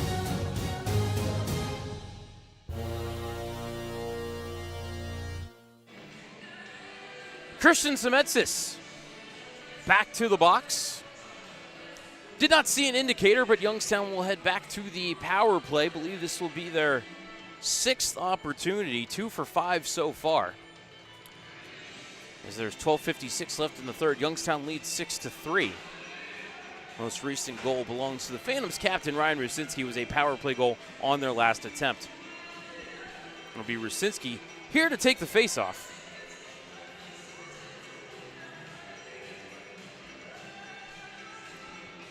As I think Rusinski might actually be getting waved out of the circle. Actually, they're both getting waved out of the circle. Zemlichka will step in to take the draw and win it cleanly to Wilson. Wilson, top of the circle. Shot just missed the top corner. Might have even kissed the bar. Simpson to the line for McKinnon. Malachi walks the top of the circles, feeds Wilson center point. To Rusinski, right point, back to Wilson, center point, back to Rusinski, down the wall. Back to the top of the circle for Wilson, across to Simpson. A shot ripped it wide of the cage. Rebound was there, but Boganecki sends it around the wall. It hit a stanchion and bounced to the middle of the ice, and Barch will skate it to center. Stripped to the puck at the red line by Simpson. Back ahead for McKinnon into the zone down the right side. To the circle for Zemlichka to Rusinski, and now Simpson with it. Left point for Wilson. Down to the hashes, and back to the blue line for Simpson. Cooper to the left dot. Gains the goal line, carries around the cage. Still with it, centering feed, looking for McKinnon. His shot wide of the net. Zemlichka to the rebound, up to the left point for Wilson. Right circle for Simpson. Simpson still with it. Rusinski, goal line extended left side to Simpson. Across Wilson, right circle, 55 seconds left in the power play. Over to Simpson, but he couldn't go skate to stick to keep it in the zone. USA, fire wagon change as the Phantoms resume the attack. It's McKinnon, top of the right circle. To the corner for Wilson. Back up to the blue line. He'll feed it near point for McKinnon. Back to Wilson. Eyes the cage. Then to McKinnon. Back to Wilson. Top of the left circle. Right circle for Simpson. Eyed the net. Sent it wide of the net for Zemlichka. Then back to Simpson, who couldn't take the pass.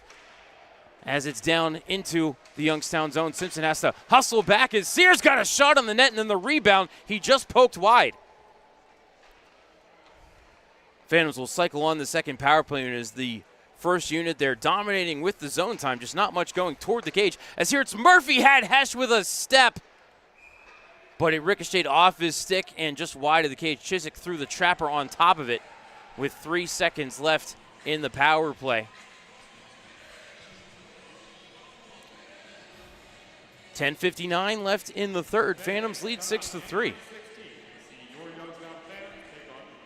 So Phantoms look like they're about to fall two for 6 on the power play tonight, but second best power play in the league, doing the job for the Phantoms.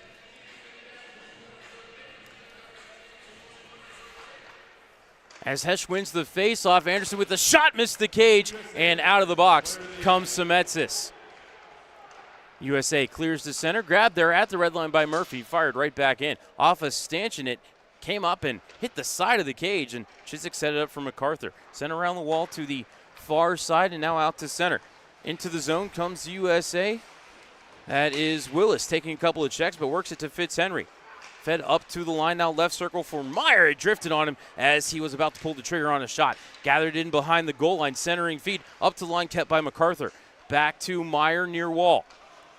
Toward the blue line, being watched by Murphy. Down the wall to MacArthur. Centering feed off the stick of Fitzhenry, and it went wide. Loose puck taken by Murphy, fed up toward the line. Kept in the zone, however, by Fitzhenry. Came to the left corner. Lead pack will send it around the wall to Thompson, who will just backhand it out to center. Grabbed at the red line by Gutierrez. Battles against Sasaki in front of the benches. Kaz forces Gutierrez back into his own zone, then heads off for a change. As we pass the halfway point of this third period, Phantoms lead 6-3. A goal for each side here in the final frame of regulation. Lead pack to Hamilton, around the wall and out to center. No icing here. They're going to say Gutierrez touched it as all the way down the ice it goes. I believe that's Thibodeau back for it for USA. He'll slide it near side for Gutierrez in the left corner. Up the middle, fired ahead. They were looking for Thibodeau, but no icing here on this one as Thibodeau too far down the ice, but Berard beat him to the puck. Hamilton up the wall to Thompson, redirected out to center by Guala. USA Grabbed it at center and resumes the attack. Nice hit by Berard on Thibodeau. The puck came below the goal line for Hamilton. Sent up the near wall for Thompson. BT turned and fired it far side. Was looking for Berard, but went off the window out to center. Picked up in the neutral zone by Boganecki. As USA changing bodies, and now they will start to carry through center. That was Thibodeau, and now traded it off to Schneider. From the logo, he'll fire it off the chest of Lepak, who makes the save and then sticks it over to Berard with 8:45 left in the third. Berard bumps it behind him to Hamilton. Snapped out to the red line, was looking for Svitov. They're going to say he did get a touch, so no icing, as Chiswick sent it around the wall and out to center. Grabbed it in the official's crease by Houston, spun it near side for Adams, and then fired ahead for the redirect into the zone by Svitov. Chiswick roaming, will send it far side, came up the wall through Anderson, kept it the line by Houston, who pumps it down low behind the cage for Orlowski. Jesse comes near side but lost the puck to Pandolfo. Skating through to create traffic was Anderson. Had it for a moment but taken right back by USA, and they'll come through center. Into the zone comes Pandolfo. That lumbering body, the big strides around the cage, still with it. Sends it back to MacArthur and then over to the right circle for a one-timer by Milojevic that went wide of the net. Here it's Houston being really clearly hooked by MacArthur as play continues. Adams out to center for Svitov, backhanded ahead for Orlowski, and Jesse will poke it deep. Horton tried to send it up the wall, was looking for Sears, causing havoc there on the forecheck is Rusinski, but USA able to bank it out to center. This may go for icing. It will with 7:31 left in the third. Believe we owe you a media timeout, but we've had a little bit of flow here in the last few minutes. I think you can start to see the fatigue there on the Team USA players' body. The Phantoms are just forechecking hard, getting two men on the puck, just wearing them down physically, and 7.5 minutes left here. The Phantoms have a 3-goal lead. Shots on goal for the game, 33-20 in favor of Youngstown. That's 5 in the period for USA. I believe it's also 5 for Youngstown as well. I think it was 28-15 at intermission. As Rusinski wins the offensive zone draw, got it back to Simpson, but his cross-ice pass looking for Wilson, broken up by Sears and forced down to the Youngstown zone. Back out to center. Rusinski chipped it in. Chiswick, little trouble with it behind the cage, able to work it far corner, up the wall for Sears. And now back through center comes USA. Cross-ice pass picked off by Wilson. Jack carries into the zone. Centering feed to Simpson. Fed backdoor for McKinnon. He scores!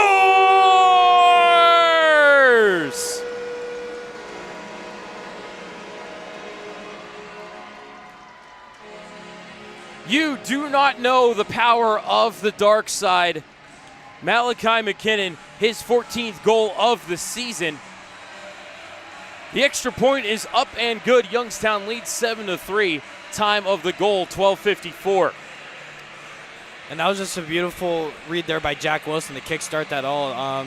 USA looking for the stretch pass into the 3-lane. Wilson stepped up, broke it up, was able to get it down to Simpson. Simpson, instead of shooting it on the doorstep, held it for an extra second and found his linemate McKinnon back door for the tap-in. Beautiful play all around. First time Youngstown has put up 7 since October the 17th, also against Team USA. Here it's USA with it at center, snapped in the zone for Fitzhenry. Sent near side for Meyer. Meyer had it poked off of his twig by Zemlichka. Phantoms to it, and they sent it over the ice out of play. Landed in a man's lap in the second row of section 205 down to my right, and gotta have the head on the swivel, Will. All the time. That's what they teach you on defense there. You gotta know where the puck's at. I mean, he jumped about a foot out of his seat when that puck landed on his lap. Luckily, didn't have a whole lot of steam on it, and everybody down there is okay. Face off to the right of Lepak, one forward by Meyer, but stripped to the puck by Berard. Sends it up the far wall, but kept to the point by Gutierrez. Down the wall, it's taken by Hess. Tried to chip it ahead. Oh, as we have an issue down near the Youngstown nets behind the play. Lepak was down on all fours. The net's off its pegs. And we are not going to have a media time.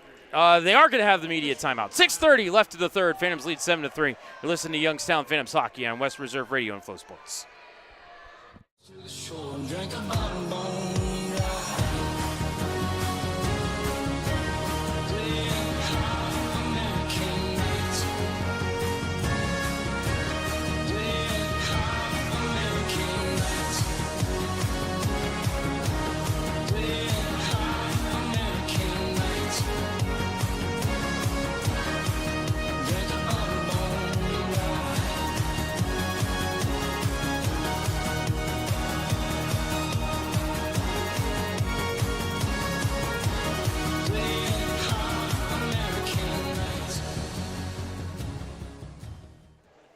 Back inside the Cavelli Center for the home stretch. 6:30 left in regulation. Phantoms lead 7-3. Matt Lipsack and Will Craven here with you on Western Reserve Radio and Flow Hockey. And, Will, it's important for the Phantoms to finish this one strong, stay out of the box, don't do anything that's going to keep you from participating in the big 3-3 this weekend against Muskegon. Oh, absolutely. And that 3-3 is huge. A playoff rematch there with the back-to-back Clark Cup champions there with the Phantoms winning it in 22. Oh, I might be wrong on that, but the defending Clark Cup champs in Muskegon, a huge 3-3, especially a top 4 matchup in the Eastern Conference there. It'll be Zemlichka to take the draw at center, and he will win that face-off against Barch and take a cross-check for his trouble as it's Adams sending it ahead to the USA line, redirected into the zone by Hesh. Rolled to the left corner, Scott run into by Zemlichka, but USA coming away with the puck, and they'll send it out to center for Pandolfo. From the red line, he'll feed it over to Salvador. His drop pass for Pandolfo didn't go as the puck trickles into the corner. Gutierrez, the defenseman, up on the play. Took a heavy hit from Hesh as the puck's taken away by Adams. Worked it to Houston as Hesh getting double teamed by Pandolfo and Gutierrez. And I think our official is going to take Pandolfo and Hesh both. And we have bodies coming together out at center as well as Kaz Sasaki has to bodily be taken by the linesman to the Youngstown bench. And now Sasaki, I think, is being sent to the penalty box as well. We may get some 4-on-3 action or maybe 5-on-4. We'll see. And I think Kaz just got unsportsmanlike conduct and is getting sent to the locker room. That's back-to-back games right there where Sasaki's been sent to the locker room at the end of the third period there. 5:58 left in the third. And I'm going to accept responsibility for this. I put the broadcaster's jinx on it. I said, don't do anything that's going to prohibit you from participating in the 3-on-3 this weekend. And then almost immediately we get Sasaki taking an unsportsmanlike conduct. While our officials talk about things, let's take a look at the score sheet. USA opened the scoring 54 seconds into this one. Easton Johnson, his first of the season. Tied at 6:59 by a highlight reel shorthanded goal for Jakub Hesh, his 8th of the campaign. Nolan Fitzhenry put USA back in front at 7:47, an even strength goal 2 seconds after a power play ended. And then it was Kaz Sasaki tying it at 10:18 with his 5th of the season, tied at 2 at the end of the first period. Phantom scored the only 3 goals of the second. At 1:29, a power play goal for Carter Murphy. Jakub Hesh with the assist. Murphy's 4th goal of the season. At 5:40, Ricard Zemlichka, his first in the USHL. Jakub Hesh and Monte Tepley with the helpers. At 18:45, Logan Anderson, his 4th of the season. Sasaki and Zemlichka with the helpers. Phantoms led 5-2 at the end of the second. USA gets a 5-on-3 power play goal at 1:07.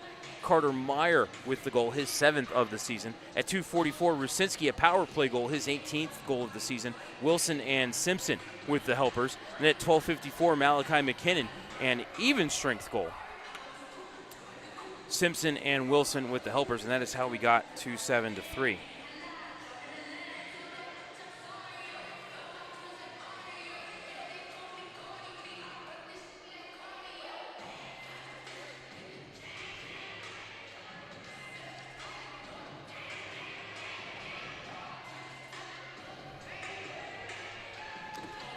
So power play USA, Sasaki the only minor on the board as they win the faceoff cleanly. Barch across, one-timer, what a save by Lepak on the one-timer from Fitzhenry from the right circle. Yeah, and that was actually a beautiful set play by USA. They won the faceoff back and they pushed that winger to the far side where there was open room, but Lepak able to slide across and make an unreal split save. Of course, Lepak reading the play beautifully. 4 seconds tick off the power play clock.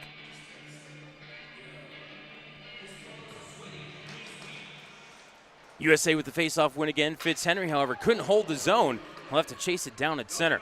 Send it over to Gutierrez, forced back into his own end. McKinnon, heavy forecheck, almost created the turnover. Poked to the corner by Schneider. To Gutierrez, back to Schneider. as McKinnon and Rusinski causing havoc here on the penalty kill. USA finally gets it settled down and they'll carry ahead. Gutierrez from the red line dropped it back to Fitzhenry, fed over to Schneider. Back to the line for Sears, just able to hold the zone. Fed it down to the half wall. Hamilton gumming things up there near the hash marks. 40 seconds gone on the kill for Youngstown. USA works it free. Hamilton, however, took his man out, and it's cleared down the ice by Brody Berard.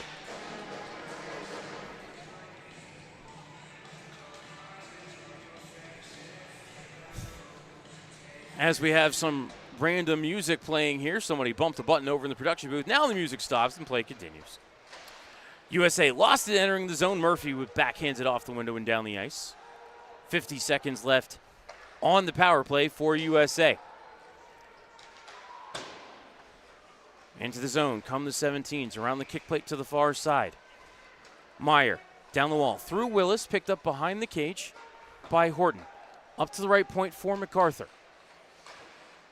Back to Meyer, right circle. Shot off the glove of Lepak, off the end wall, and out of play. I think that might have nipped the bar there on the short side. It hit a couple of different things, that's for sure. I think it went off the glove of Lepak, like you said, might have kissed the crossbar, hit off the end glass, and then had so much spin on it because it was shot so hard that it actually spun its way around the net and out of play.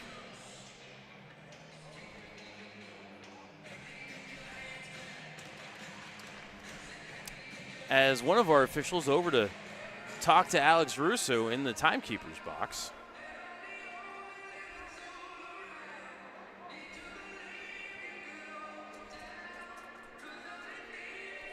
I think they actually took another couple seconds off the clock. 4:23 left in the third. 25 seconds left on the power play as Jemlichka wins the faceoff cleanly, and Tepley will get the clear.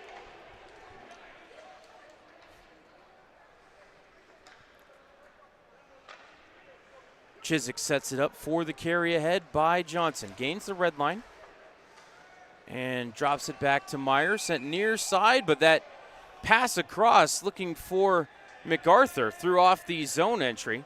USA enters offside with 6 seconds left on the power play.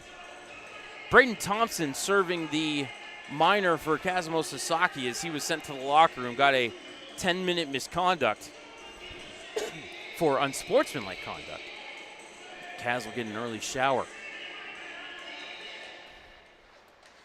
Face-off one in the neutral zone by USA, fired into the zone by Semetsis. Come around to the right side, Svitov got it to the line. Geiger held for a moment, but then Miller forced the issue out to center as Thompson knocked a man down into the zone as Svitov fed it backdoor for Miller, gloved it down, and that's a hand pass as Miller couldn't get it to his stick, and Thompson came through and picked up the puck. Would love to see Svitov try to shoot that there. Still looking for his first USHL goal. Does have 4 assists here in his rookie campaign, now in his 23rd game. You just want to see this Thompson line get on the board here. They've been so close all night. You just want to see him bury one. As Miller wins the faceoff, splits his defenseman, however, and Adams will retreat into his own zone for it. D-to-D over to Houston. Cal out to center off of Thompson. Came to Miller. Couldn't take it. Brought into the zone by Thibodeau. Came over to, I believe that was Salvador. His shot blocked over to the far wall. Adams to the rebound below the goal line. Bumped it to Houston. Cal sent it near corner. Now banks it off the window and out to center. Couldn't find Svitov, who now battles for it in front of the benches. USA came in to pick it up. That was Milojevic. Now off of Milojevic in his own zone. No, check that. Geiger gave it up to Svitov. To Thompson. Tried to center it looking for Miller. It wouldn't go.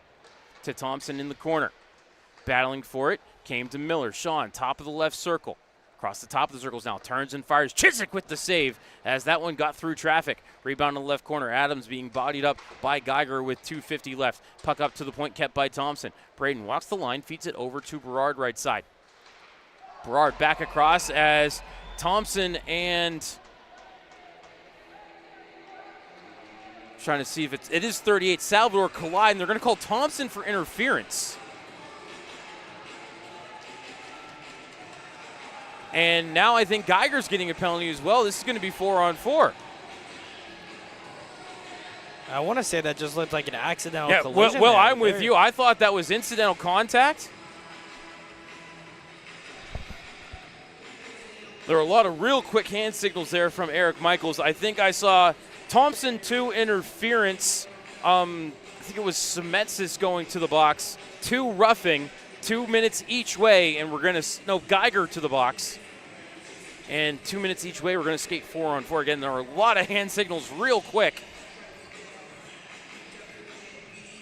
And they're actually going to leave the face-off in the USA zone, which is where the puck was when the penalties were called.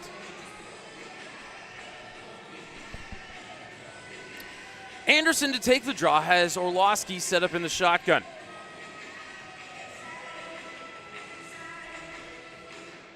Face-off won cleanly, however, by Barch. Boganecki over to the left corner for Scott. Scott has to have probably 6 shot blocks here tonight. He's played outstanding for the 17s on defense. Just missed on the reverse check there, though, trying to take Murphy out. USA to the line, that is Barch. He will drop it off, and carrying it into the Youngstown end is Pandolfo. Bottom of the left circle, stripped to the puck nicely with a clean reach from Murphy, and Berard will pick up the loose change. 2:10 left in the third. Phantoms lead 7-3. Berard behind him to Anderson. Gains the red line and carries into the zone. Logan couldn't walk to the corner. USA comes away with the puck, and they will backhand it to center. Into the zone came Boganecki. He ran into Orlowski, Houston, and Berard, and now it's Houston in the zone. Houston with a shot, missed the cage as he was trying to pick the top corner, and the puck out of play. And I like to see this from Coach Ward. He's kind of implementing some guys, who might not see as much special teams time in these 4-on-4 situations with a 4-goal lead here late in the third, kind of just developing that depth where towards the end of the season as we head into the playoffs, those guys can make an impact in certain areas of the game. Face-off will be to the left of Chiswick, who stopped 28 of 35 here this evening. 102 left in the 4-on-4, 144 left in regulation.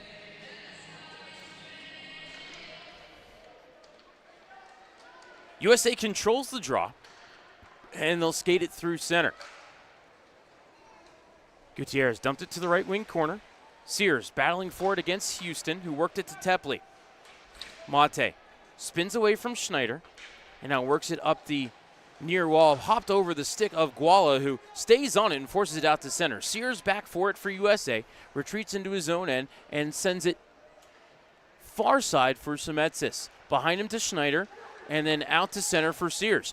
Split, both Phantom defenders made a shot as he deked through, and Lee Pack with the glove save. Tepley pulled it off the wall, worked it to Adams, stretched it out to center, 2-on-1 developing for Youngstown. Guala and Svitov. Guala in, shot, missed the cage. As that rising wrister caught the end wall and off the corner glass, it's out to center. 5 seconds left in the 4-on-4. Schneider threw it through the blue paint and missed the net as he was forced wide by Hamilton. Off the near boards, puck comes to Guala as we're back to full strength with 35 seconds left in regulation. Guala into the zone. Chipped it behind the cage, picked up by MacArthur. Up the wall, Fitzhenry. Forced below the goal line by Thompson. Fitzhenry still with it. Worked it to Willis, taken away by Thompson. Fed it in the slot for Anderson. Took a couple of whacks at it, but it went wide and over to the far wall.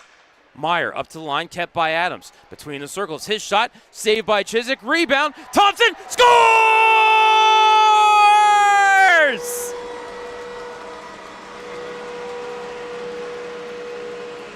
He's having fun, looking out for number 1, the first USHL goal for Braden Thompson. Puts a snowman on the board for Youngstown. It's 8-4. Time of the goal, 19:53. You can just see it developing all night with this Thompson line, and it's just so amazing to see them finally bury one here in the final seconds of the game. And you love to see how happy everybody on the ice was for Braden scoring his first USHL goal. He's been having a very solid year back on the blue line for Youngstown.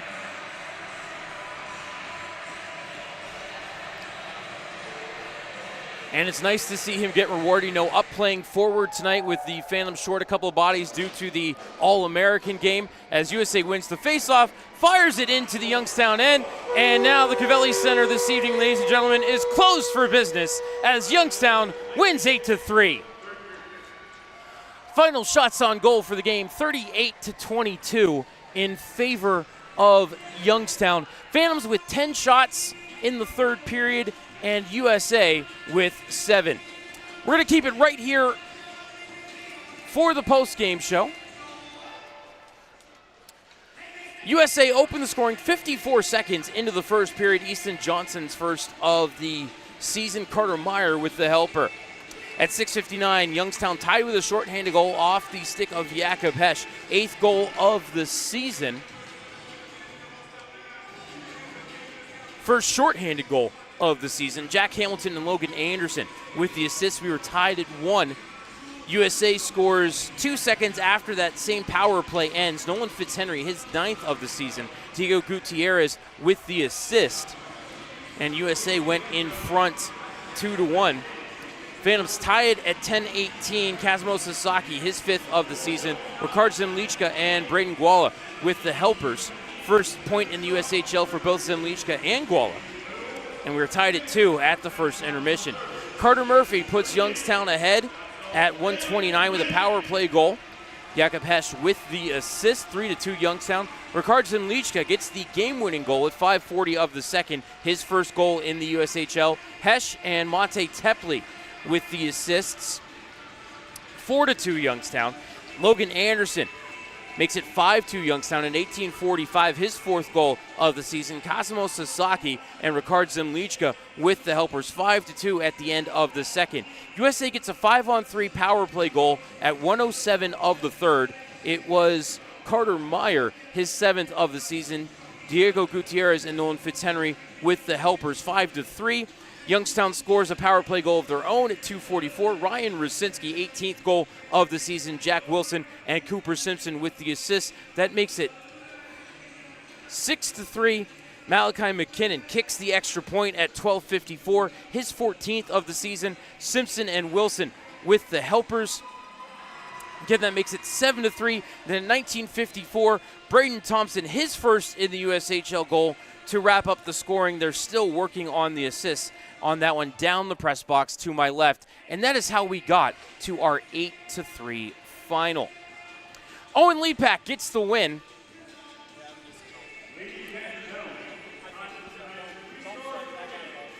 Trying to remember how many total shots were because they cleared the scoreboard. But Lepak gets the win. He allowed 3. To 22 shots. So 22 shots for USA. So Lepak with 19 saves. Nate Chiswick takes the loss. He allowed 8 goals on 37 shots. Youngstown power play was, I believe, 2 for 6. USA power play, 1 for 5. Phantoms will wrap up their homestand